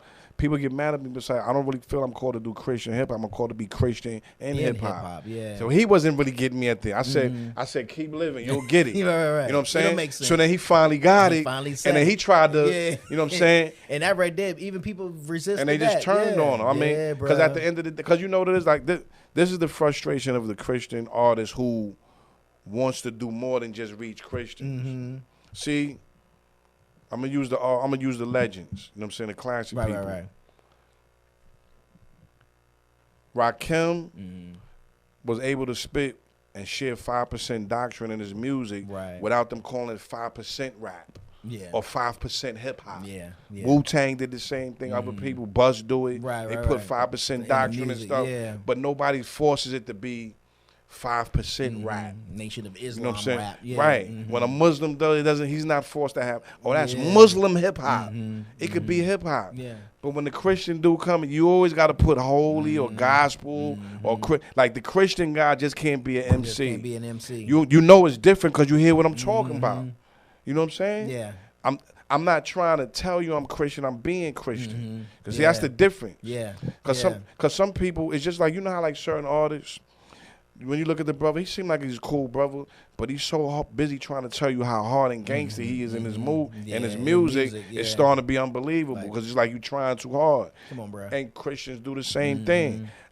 Some people in the world ain't mad at the Christian life, but you so hard trying to prove that you Christian that it's like, okay, man. Yeah. You know what I'm saying? I get it. Do you got Christian drawers on? No, you got Fruit of the Loom and Hanes, right? Right. You know what I'm saying? Like, you know what I mean? So it's like I don't know, like people to me, I mean, I think a lot of people, man, they just like, I think it's the culture though, affects the church. American culture. And American culture right now, American culture is let's find what's wrong with you culture. Let's see the dark side. Let's see the glass half empty. And remember, Americans see a person's demise and fall as entertainment. You're right about that. Yeah. In America, we think when a person has a meltdown in the public and we see them fall, that's the greatest show on earth for us. Grab our And we cameras. believe it's entertainment. Yeah. You know what I'm saying? So then we bloodthirst as Americans. We got like a bloodthirst for that now. All we want to see is bad stories of people falling. And while we tuning into the reality shows. Yeah, you know what I'm saying. And then what happens now? What people fail to realize is this cancel culture is going to backfire. Yeah, Get rid of somebody because they said this. Get rid of somebody because they said this. Make somebody lose their job. People, you want an actor to lose their job because they have one political statement that doesn't agree with yours. Yeah. You want them to lose their job, their livelihood. You know what I'm saying? And so what happens is the backlash is it sets up because people are doing that. Wait till the other stuff they start wanting to cancel on you for now. What about now? What about when they want to cancel you because if you get caught with a mask now, you can lose your bank account, right? This is where we going. Because we're already pre-communistic society right now. You know what I'm saying? Political correctness. That's a communist weaponizing of language where the people got to watch what they say, but the people who rule over you can say whatever they want. So while everybody was watching what they said, Trump could say whatever he wanted. Yeah. You know what I'm saying? Or whoever else was in a certain position, you can say what you want. You know what I'm saying? We could say indirectly, indirectly. He did exactly what he said he could do, which is get away with murder. Right. No, that's what I'm saying. I'm looking at people. Why y'all so mad at Trump? And when I see now I said a statement like that, somebody goes, "Oh, Corey support." No, I'm saying he already told you who he is. Even with women, he told you I'm rich. I could grab a woman and do what I want. And he said that right before, like about the month before he was about to vote for him. Running, wasn't he? Yeah, that was like 2 weeks before the thing. They put that out. Yeah, And women voted for him. It didn't change. You know what I'm saying? Yeah. In And fact, different it people. heightened it. Yeah. So the thing is, from people in power, he was a success because remember him. One of his things was to ruin America's credibility with the world and make us look like a joke because they're changing the leadership of the world where America's not going to be the leader on the planet. So the first thing you got to do is discredit who's the current leader. Yeah, right. And brother, we are discredited around the world. Yeah. We are a joke. Yeah. We a joke. We Facts. they look at us the way I used to look at the Benny Hill show. Laughing. Yeah. We a joke. we just people get popcorn and sit at their TVs and just look at Americans, yo. Yeah. Yeah. And the thing about Americans, we're so self-centered, and we're so at odds with each other. We don't see the whole rest of the planet crumbling around us. Wow. You know what I'm saying?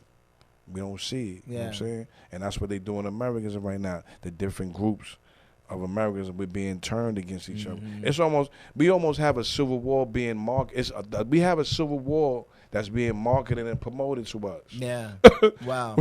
The civil war that's coming in is being marketed and promoted to us. That's you got crazy. the different movies now that are coming out that everything is separation, but because they don't want you to know the real deal. The real deal is we're beyond where we was in the 60s as far as the plight. It ain't just blacks. It's the American government, what they want to do to American citizens, period. Rich, poor, Right. you know what I'm saying? Black, white. So that's why the government ain't never going to be afraid of the person who's a nationalist that want to get one ethnic group and rally and say, let's just be us. We circle our wagons and it's all about you playing to what they pitching. Right. The guy or the woman that they don't like is the one that transcends all that. Yeah. Who's the person that's going to rise up to transcend all that Right. and get pretty much all the different demographics to rally behind. You know what I'm saying? It's like Dr. King. The first time when he went down to D.C. was for blacks. Yeah. Second time, you know, when people know he really got killed for the second march on Washington he was planning because it was a whole nother kind of march. You know what I'm saying? Right. He looked at the economics of everything. Yeah. And then he looked at the farmers workers in California, Julio Cesar Chavez, and said, look, y'all problem and our problem and the poor white people and all this. And he said, let's all march on them, let's all roll on more economics. And when you galvanize the different demographics and make it one movement, and you mess with the money, you gotta go. Yeah. You know what I'm saying? Yeah. You gotta go. Yeah. You know what I'm saying? JFK, he was gonna switch the dollar in order way to get the international bankers out of America's pocket. Gotta go. As soon as Gaddafi came into power the year I was born. He was a thug for 50 years, right? Yeah. Till he said, no, we're going to get rid of this Rothschild bank. We're going to take North Africa. We're going to have our own money. Gotta go. As soon as you mess with the money system, you gotta go. So when you see somebody coming with a different type of money and they don't go, that's just a distraction. Yeah. Because if you really messing with their money, they don't play. You gotta go quick. Well, so speaking of different type of money and messing with the money and hold on one second. This shit here at the door. I'm gonna pick up at that point.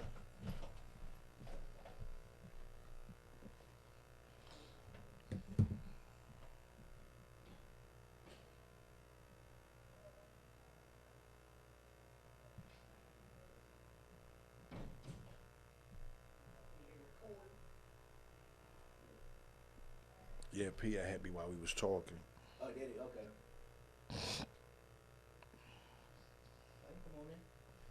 What's up, sis? How you doing? Pleased to meet you. Red, that's DJ Missy Clay. I am eclectic. Okay, how you doing? I get it. It's Corey Red.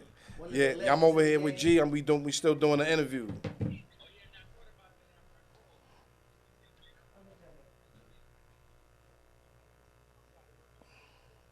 Yeah, nah. After I leave here, I'm going to bed. Man, I ain't turning up tonight. Turn it down for what?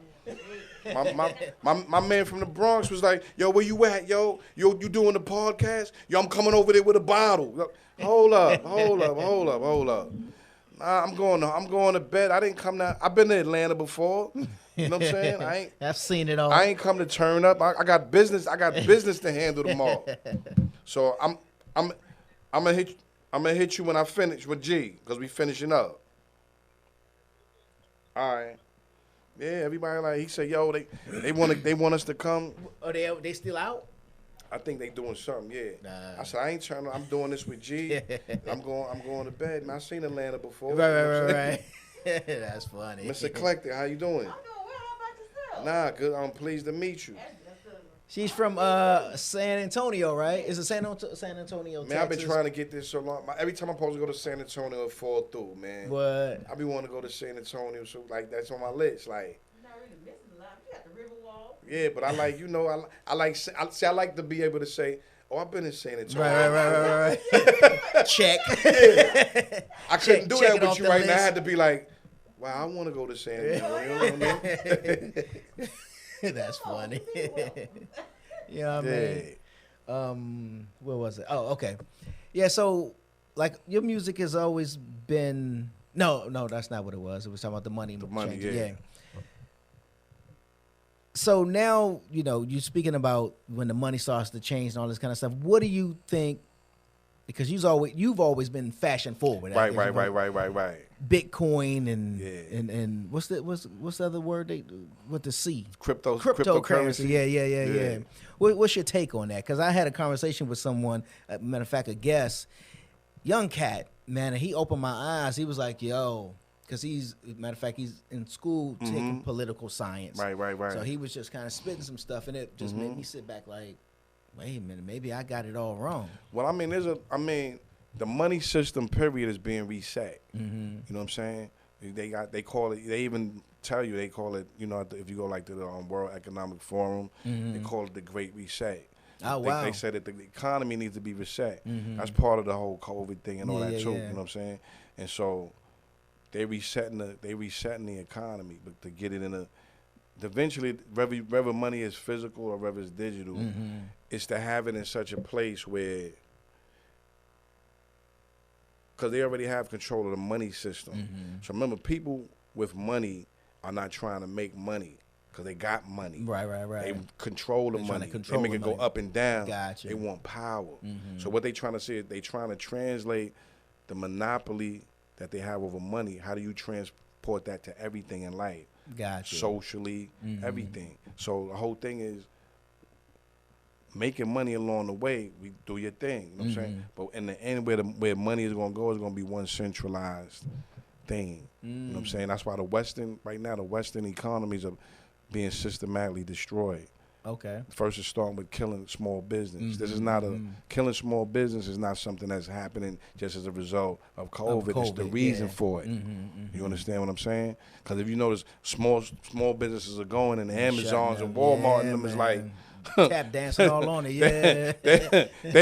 they money is crazy. Man, they money. You know what I'm saying? Man, you know what I mean? So you got people who made last year while we was hurting. You got people that made 600% profit. Yeah. You understand what I'm saying? Yeah, absolutely. So somebody was doing good. You know what I mean? And so eventually where money goes is to have something to have the control over the people. So I'll give you an example.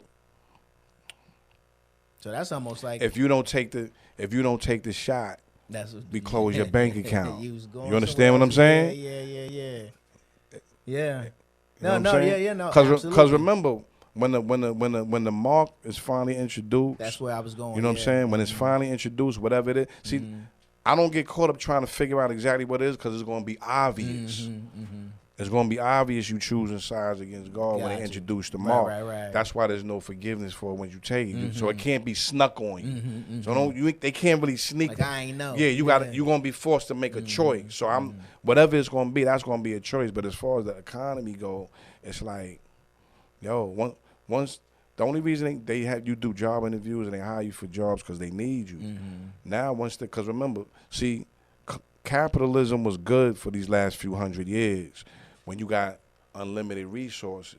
But then when the resources on the planet start dwindling, open market and competition and capitalism is no good. Right. Now you want to go the other route. You want to hoard everything and then ration it out. Because that's what communism is. They say, oh, everybody got things the same. No, it's a few people having everything, and they rationalize. Yeah, they rationalize out to you. You know what I'm saying? Yeah. So, they doing little things to get us prepared for it. Stimulus. Oh, we going to give it to you. We not. Don't get me wrong. As soon as I get it, I'm like, yes. You know what I'm saying? But I know what y'all doing. Y'all playing around. Y'all getting us used to, you know what I'm saying? Y'all doing stuff like that. You know what I mean? It's almost like, you watch the mouse in the experiment, and he hit a little bell, and the mouse know to run out and go get the food and come back in. When he hit the bell, he know to run back out. Right. Yeah, and when he don't hear it, he don't do nothing. So what they do is they got the the BRICS, but China and the BRICS is like the compete against the Western thing, like BRICS. Yeah. So it's like, what's that? Brazil, Russia, China, India. Oh yeah. You know what I mean? Okay, yeah. To combat that, but the whole thing is they playing with both sides. You know what I'm saying? It's almost like they do this to the world. Look out for the Americans and the Europeans trying to take over the world. But what they really is it'll be communist in the Chinese model. Gotcha. You understand what I'm saying? And so, but the point I was going to make with the mark is, like I told somebody, there's a lot of us that's going to be blessed with a lot of funds and finances real soon. And we're going to be able to make moves. You know what I'm saying? But if God bless you with a whole bunch of money, it's to go to war and make moves, because you got a small window. Because, like I told somebody, think about this. After you make $20 million, you got $20 million in your account, whatever you want to call it, your word for whatever. Then what about when they introduce the mark? They say, yo, you can't be denied your access to that unless you take the mark. There's people that's going to rationalize and go, yo, I'm saying, man, I don't know, man, that Bible, man, I mean, it was written a long time ago. A lot of men touched that thing. You know what I'm saying? A lot of men wrote it. Yeah, because remember, once my money go up, now I start giving myself a different kind of lifestyle. Oh, absolutely, now. Yeah. You know what I'm saying? And it's not easy. That's why I say I think we'll be factioned off. Yeah. So, at the end of the day, even if you increase your bread, increase your lifestyle, you still got to be prepared to one day to walk away from it at the drop of a dime. And will you be able to do it? Yeah. You know what I'm saying? Which rich man ran up to Jesus? He was like, yo, just sell everything. Oh, the rich dude, yeah. He just said, or the other dude, he said, look, Jesus was so. Nicodemus was that? Nicodemus was the one, he didn't understand how you could be born again. Oh, that's what. It was the other rich dude. He said, yo, I want to go with you. He said, but first let me. He was like, nah, leave all that and come follow me. He was like, money was like, yo. Say word? You know what I'm saying? Yeah. Or like the other dude, Jesus, I follow you wherever you go. Jesus said, so word? Well, the foxes have holes and the birds have nests. Yeah. Basically said, how you going to follow me wherever I go when I ain't got nowhere to live? You still want to follow me? Yeah. True test. You still want to follow me? Because I ain't got nowhere to live. Yeah. You know what I'm saying? You really want to follow me wherever I go? Life, or you excited? Yeah, that's what it is. You know what I mean? So, but sticking with what you saying, pardon me for digressing with the money, good, bro. It's just that, at the end of the day, man, I always tell people, look, whatever you feel you called to do, hurry up and do it. But while you can do it. Yeah. It's almost illegal to have a fever now. You feel what I'm saying? So you gotta. Our window of freedom to do things is always closing on us, man. So it's like, yo, whatever you call to do, whoever's in the sound of my voice, you call by God to do something, please hurry up and do it. You know what I'm saying? Yeah. While you can do it. While you can. You know what I'm saying? You got bread and you make moves. While you could do it. Yeah. You know what I'm saying? Because as far as God, people go, he give you that for war. You know what I'm saying?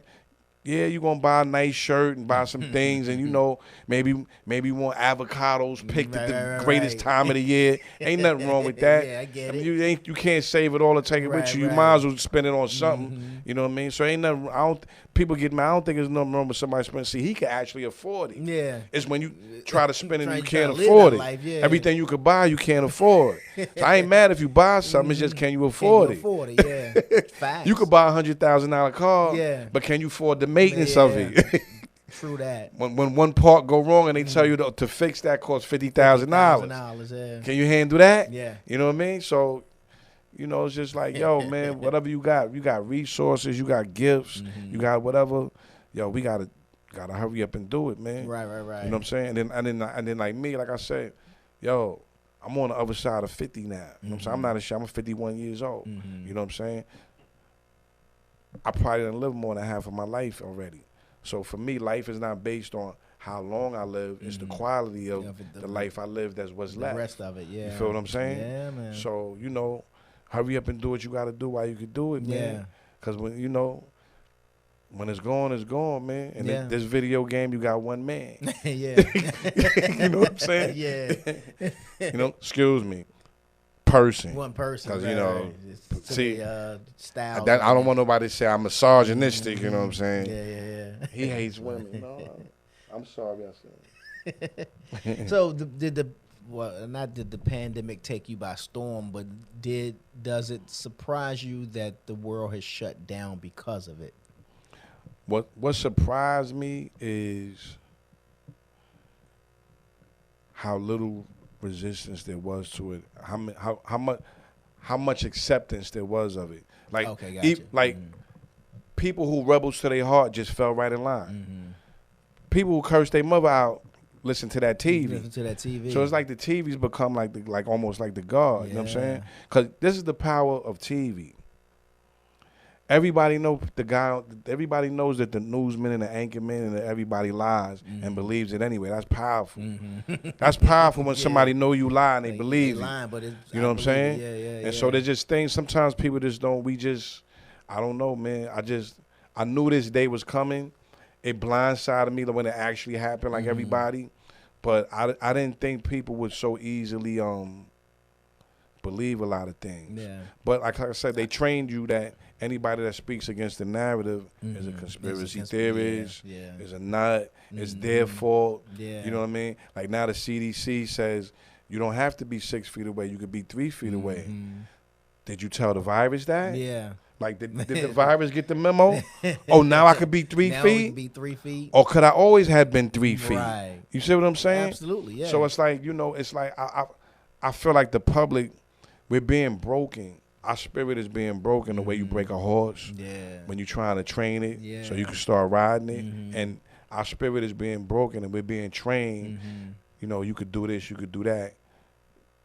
We're being trained. We just tell you whatever we tell you, just listen to what we telling you. Even if it doesn't make sense. Right. Just because we're telling you, if we tell you 2 + 2 is 5, it's 5. It's 5, yeah. And if we want to come back and say it's 3, it's 3. Right. And whoever doesn't agree with it is a conspiracy theorist.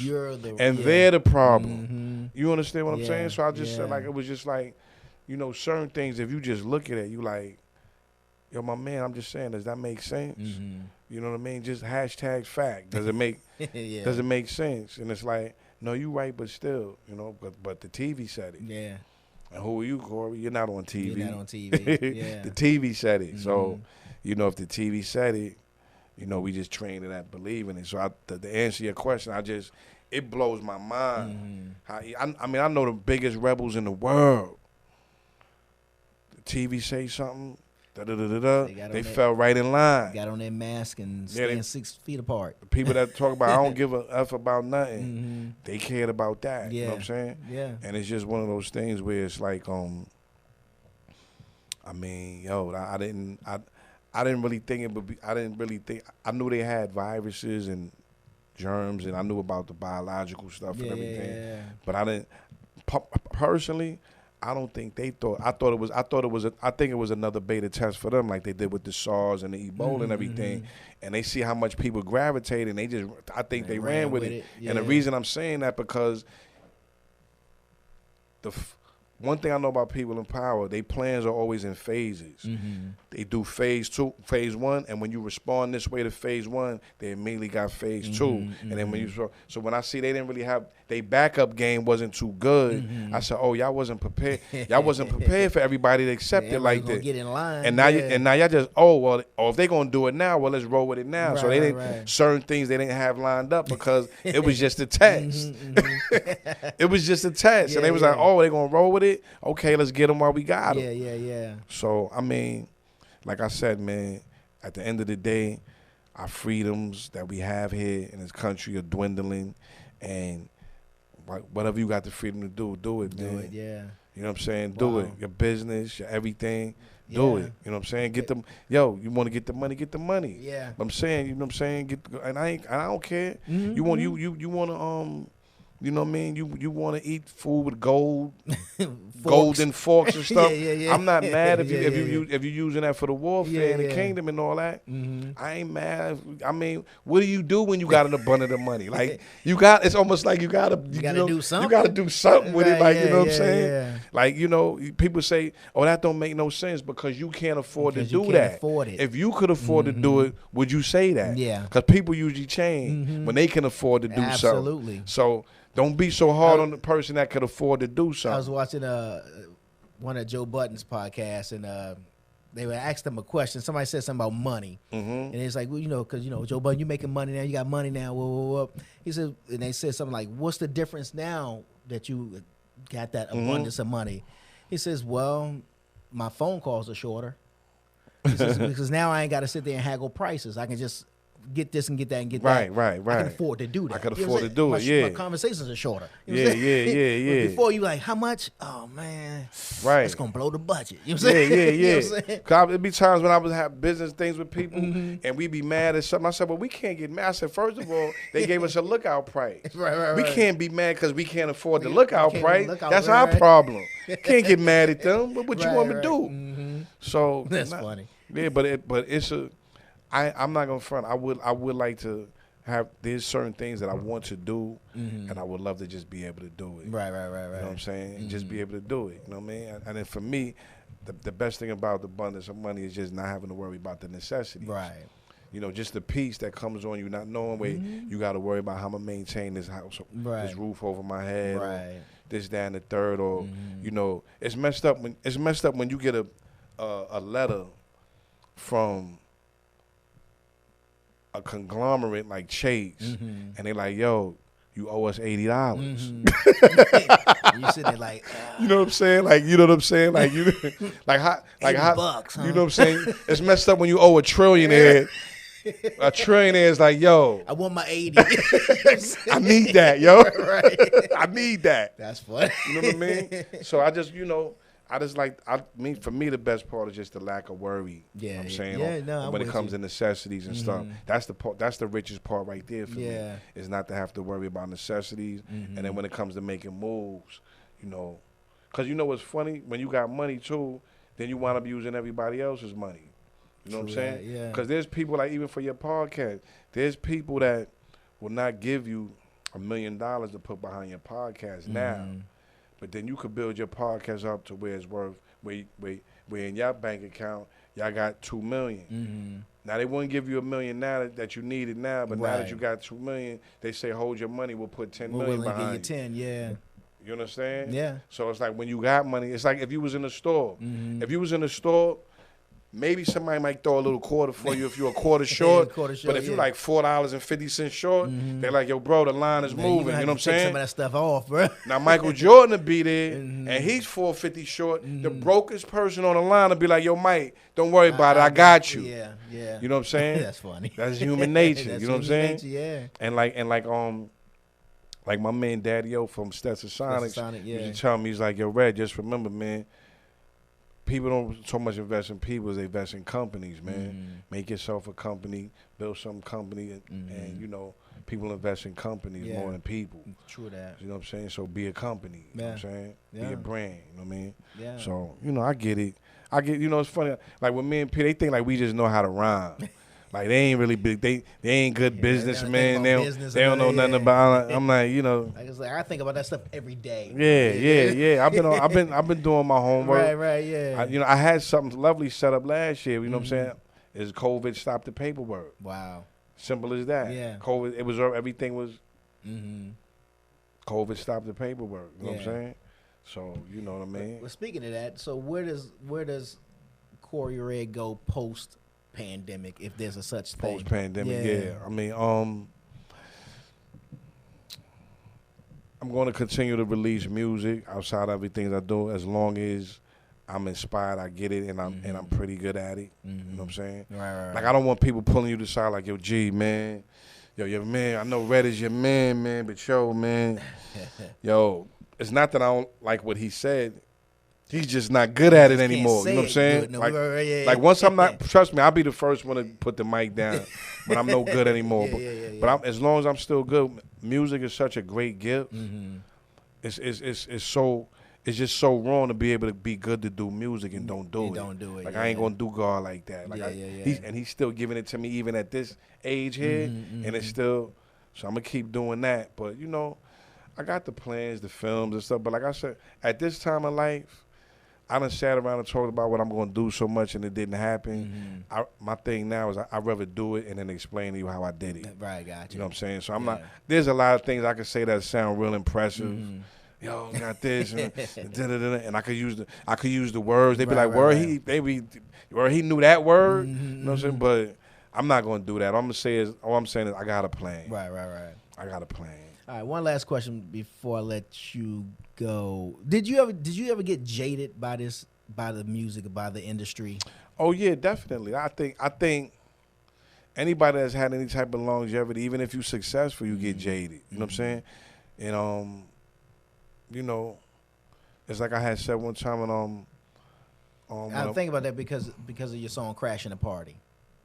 Yeah, and then I said, and then like I said, you know what happens is too, even when you're successful in music, every 5 years or so, you got to re-ask yourself, why do I do it? For yourself.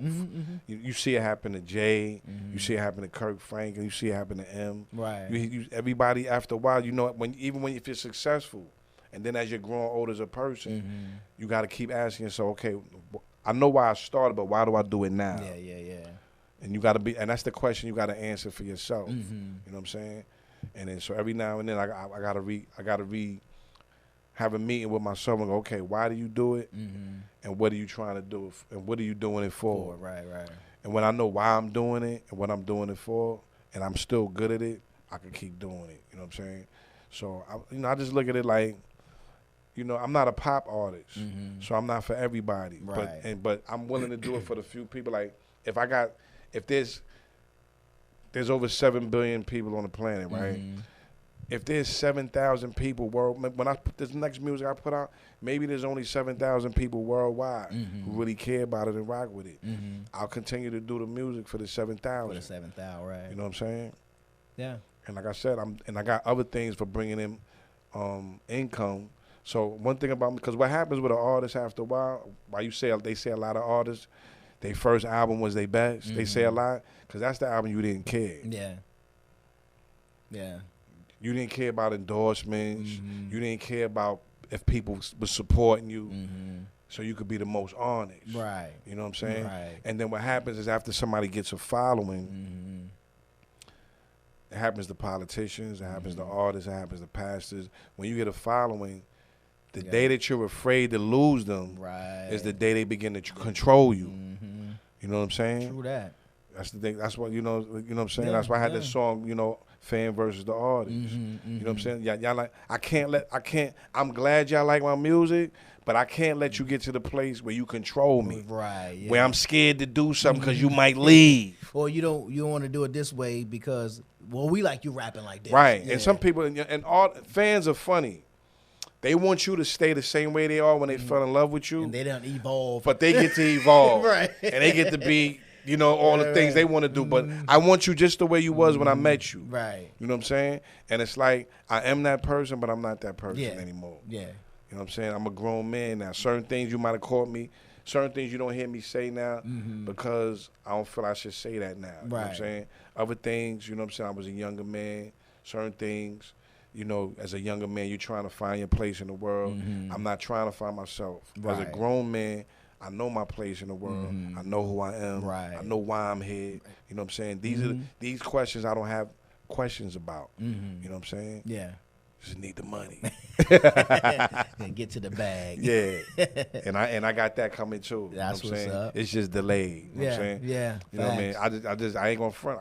I wanted it last year, yo. COVID. You know what I'm saying? I'm like, you mean after all this time? When I finally got it, It's right here. Got it that right. It's just the paperwork. Right, now. yeah. I got it. It's right there. Yeah, You mean yeah. the paperwork. Practice. We talking about practice. That's funny. You know what I mean? But you know what I mean? So, New York is starting to open. Yeah, it's starting. Starting to Yeah, I mean, move around a the little bit. lockdown been real for us up there, man. I mean, remember, we are outside society. You done been up there, New York, and especially when the weather's nice. Three in the morning look like 3 in the afternoon. You know what I'm saying? And there's people that's not even up to no good. Right. Like, people is just really out. yeah. So it was just real weird in New York, man. I mean, it was like the city I'd never see was forced to, like, I felt like they sent you to bed. Wheel, yeah. No, they sent you to go to bed, boy. Wow. You know what I'm saying? You'll have your day off.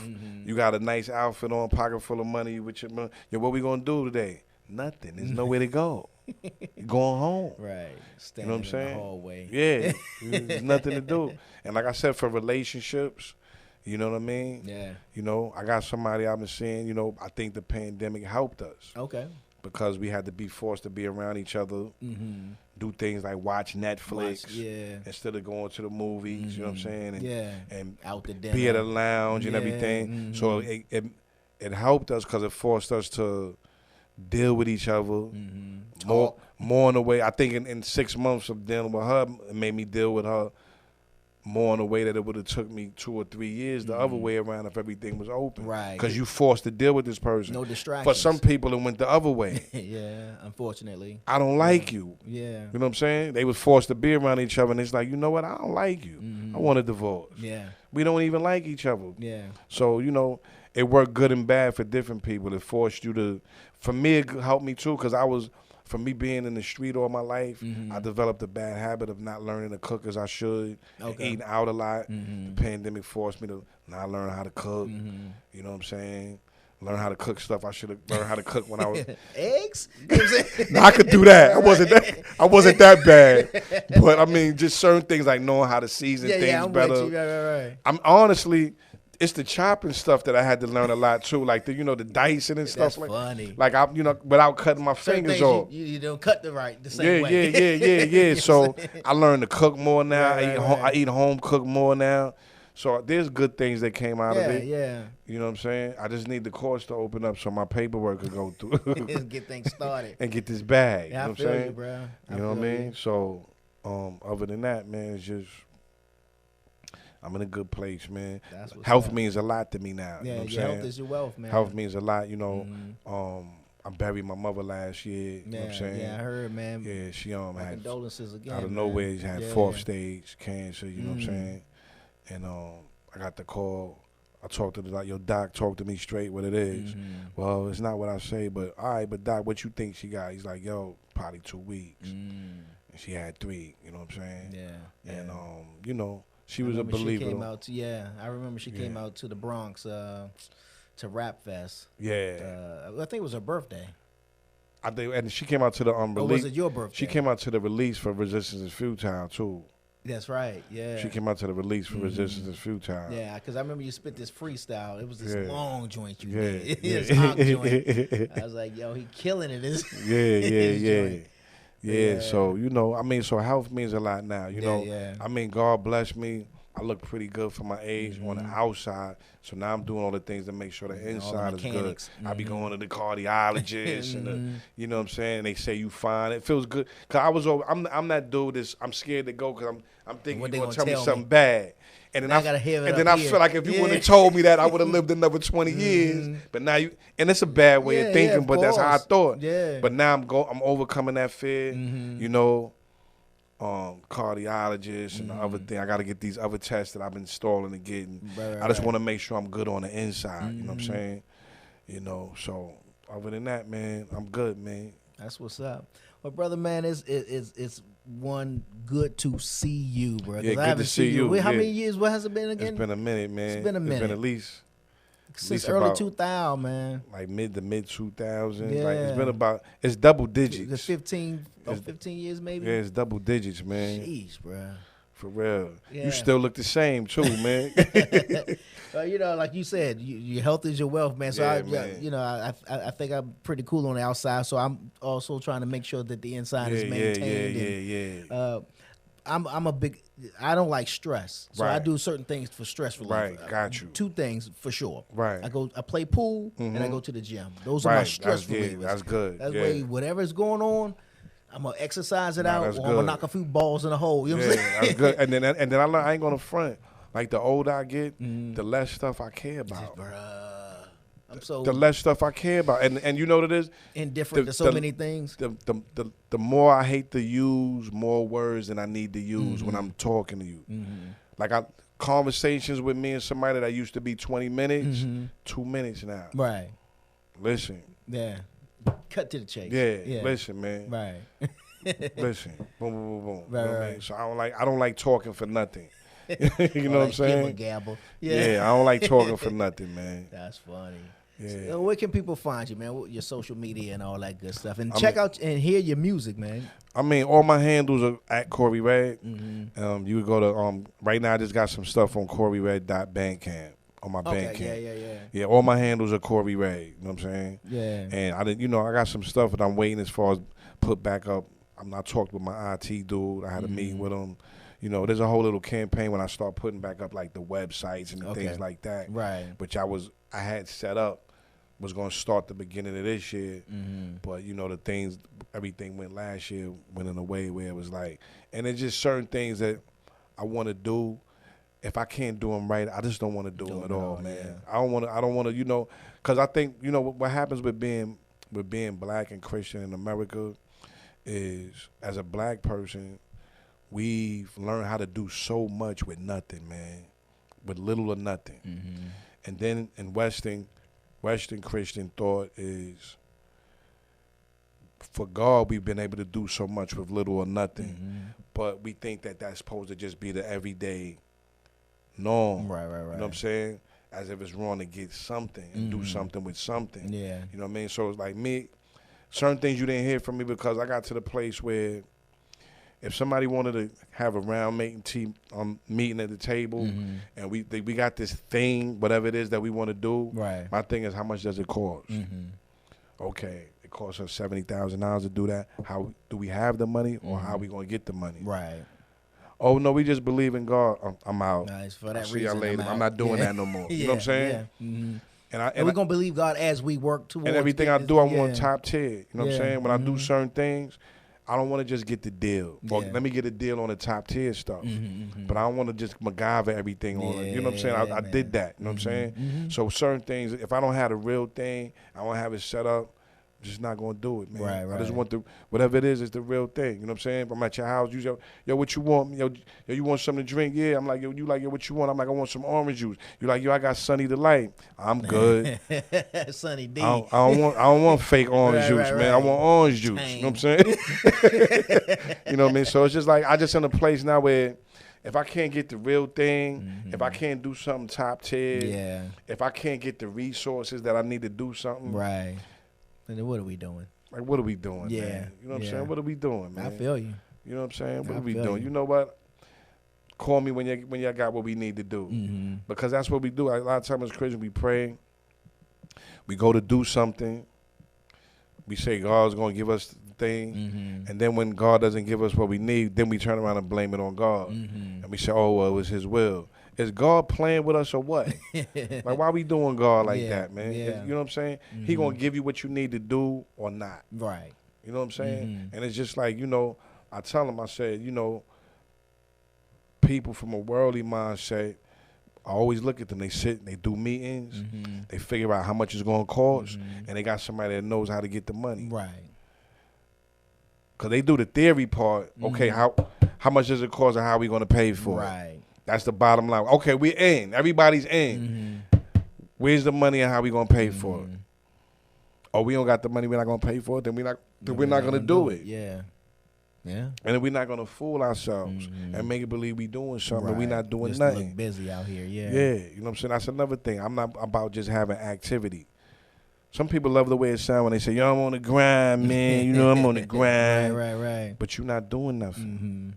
You know what I'm saying? Yeah. You know, the hamster on the wheel is on the grind. Yeah. We ain't going nowhere. Yeah. You know what I'm saying? So don't just be on. I'm not trying to be on the grind. Yeah. Like it's been said, hard and not smart. I mean, smart and not hard. hard. Yeah.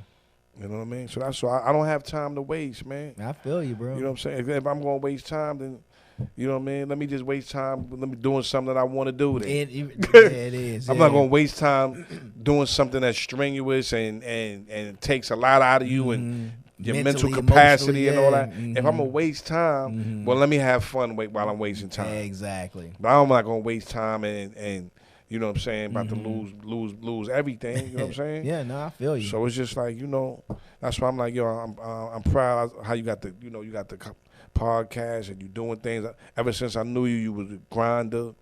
You know what I mean? And you grind, and if it wasn't right, you move to the other thing, or you did find what's the better way to do it. You know what I'm saying? So, you know, even though you didn't see me, I saw you, and I was proud of you, man. Appreciate you know what I'm it, saying? man. For real, proud of you, man. Well, man, whoa, I didn't see that. But it's you have always been an inspiration to me, bro. Because like I said, you were the only person, you and Precise, the only people that I just heard talking that language, the language that I fully understood. Right. And I'm not saying it like I'm some hard street. Right. I just fully understood it, and it was something that I was able to relate to, and while spitting that street life, giving the good news. Right. And I'm like, and you know what it is, it just has to be who you are. Right. Because one thing about people when they hear you speak, it's something about they can feel when you're being honest. Authenticity. Yeah. You know what I'm saying? This is why a lot of times the rapper has a better place in the hearts of the community than the politician now. You know what I'm saying? Because say what you want about rappers, even when they off, people still feel they being authentic. Right. You know what I'm saying? Even if he's left, he's authentically being left. Yeah. You know what I'm saying? But when the politician is left when it's convenient, and then he's right. And he's left. Right. You know what I'm saying? And so, you know, I just want to be an authentic person, man. One of my prayers that I first asked God when I came to him, I said, listen, Lord, when I leave here, I want you to have made me a man in every sense of the word. You made man. Yeah. So according to what you say a man is, I want, when I leave, by the day I leave here and give my last breath, I want to be able to look and see, I want you to look and see that you made me a man in every sense of the word. That's what's up. You know what I'm saying? Yeah. Well, brother, man, it's good, man. It's good.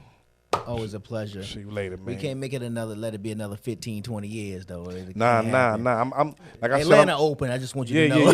Yeah, I felt good. I'm like shell shock. I'm coming here now. I'm like, okay, I could, you know, if it feels, it doesn't feel like where I'm at. Feel like, they had us like a police state. On that joint. Talking about you know what it is to tell a New York, a grown man, you got to be in the house at 8:00. That's weird. I'm like, what? I'm like, yo, when I was 8, I'll go. I'm like, when I was 8, I could stay out to 8. Right.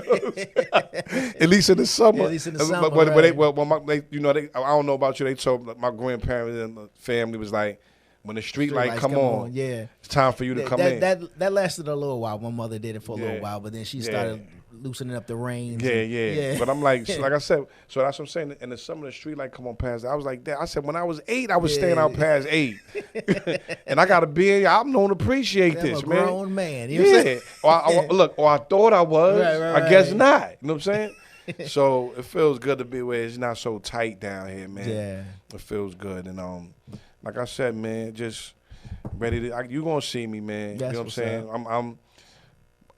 It's just time. Yeah. You know what I'm saying? Yeah. God had me in a little, dealing with me, showing me a lot of things, and was preparing me. You know what I'm saying? Because when you look in the Word, God pulled people to the side and spent a lot of time on them. with them, yeah. You know what I'm saying? And then he prepares ministers. You know what I'm saying? Like a lot of times I say, God don't build ministries, he build ministers. Right. When the ministry grow, that's just God add more of himself. But God really prepared people because it's you know, that's one of the leadership voids we have in America and in the church. There's too many people in leadership positions that ain't groomed for it. You can have a title, you could be a manager, but do you have the heart of a manager? Yeah. Do you have the heart of a supervisor? Yeah. How are you the director of the department and you don't even know where we're going? Yeah. That's one of the reasons you're called the director, because you know what direction we're going. Yeah. But if you don't have a vision, You don't have the vision. how are you the director? Yeah, man. Wow. You know what I'm saying? Yeah. Yeah. So it's like, you know, whatever you are, man, you gotta live, you gotta have the heart of that title. And when it comes to leadership in America, people get titles, but they wasn't really groomed for it, and or they don't have a character to be that title. Yeah. They just got it through who they know or whatever, favors. You know what I'm saying? Yeah. But you know, like I said, man, I feel like a lot of us, man, you, me, certain other people, he was grooming us because whether people like it or not, we the next leaders. Sorry, you know what I'm saying? Yeah. We the next leaders, you know what I'm saying? So, you know what I mean? He's grooming us. Sometimes he got to groom you and give you the character. Right. And God is funny. Like, man, when he wants to teach you something, he puts you in a school and teaches you how to do it. A lot of times when God teaches you something, he don't teach you how to do it. He show you everything that is not. So that's why you may be under a bad supervisor who doesn't know how to lead. Because he's showing you leadership is everything that this person is not. Wow. That's good. So sometimes when God teaching you, he teaches you something by teaching you everything that is not. Wow. That's good. You don't know? That's good. All right, I'm going to let you get All out of right, here. we out of here. It's your boy G-Wade holding it down, G-Wade Podcast, kicking it alongside with my man Deacon Dirty. Y'all know what it is. The G-Wade Podcast. The G-Wade Podcast. Bringing you the cool interviews, The hot topics, and all that other crap. The G-Wade Podcast with Deacon Dirty.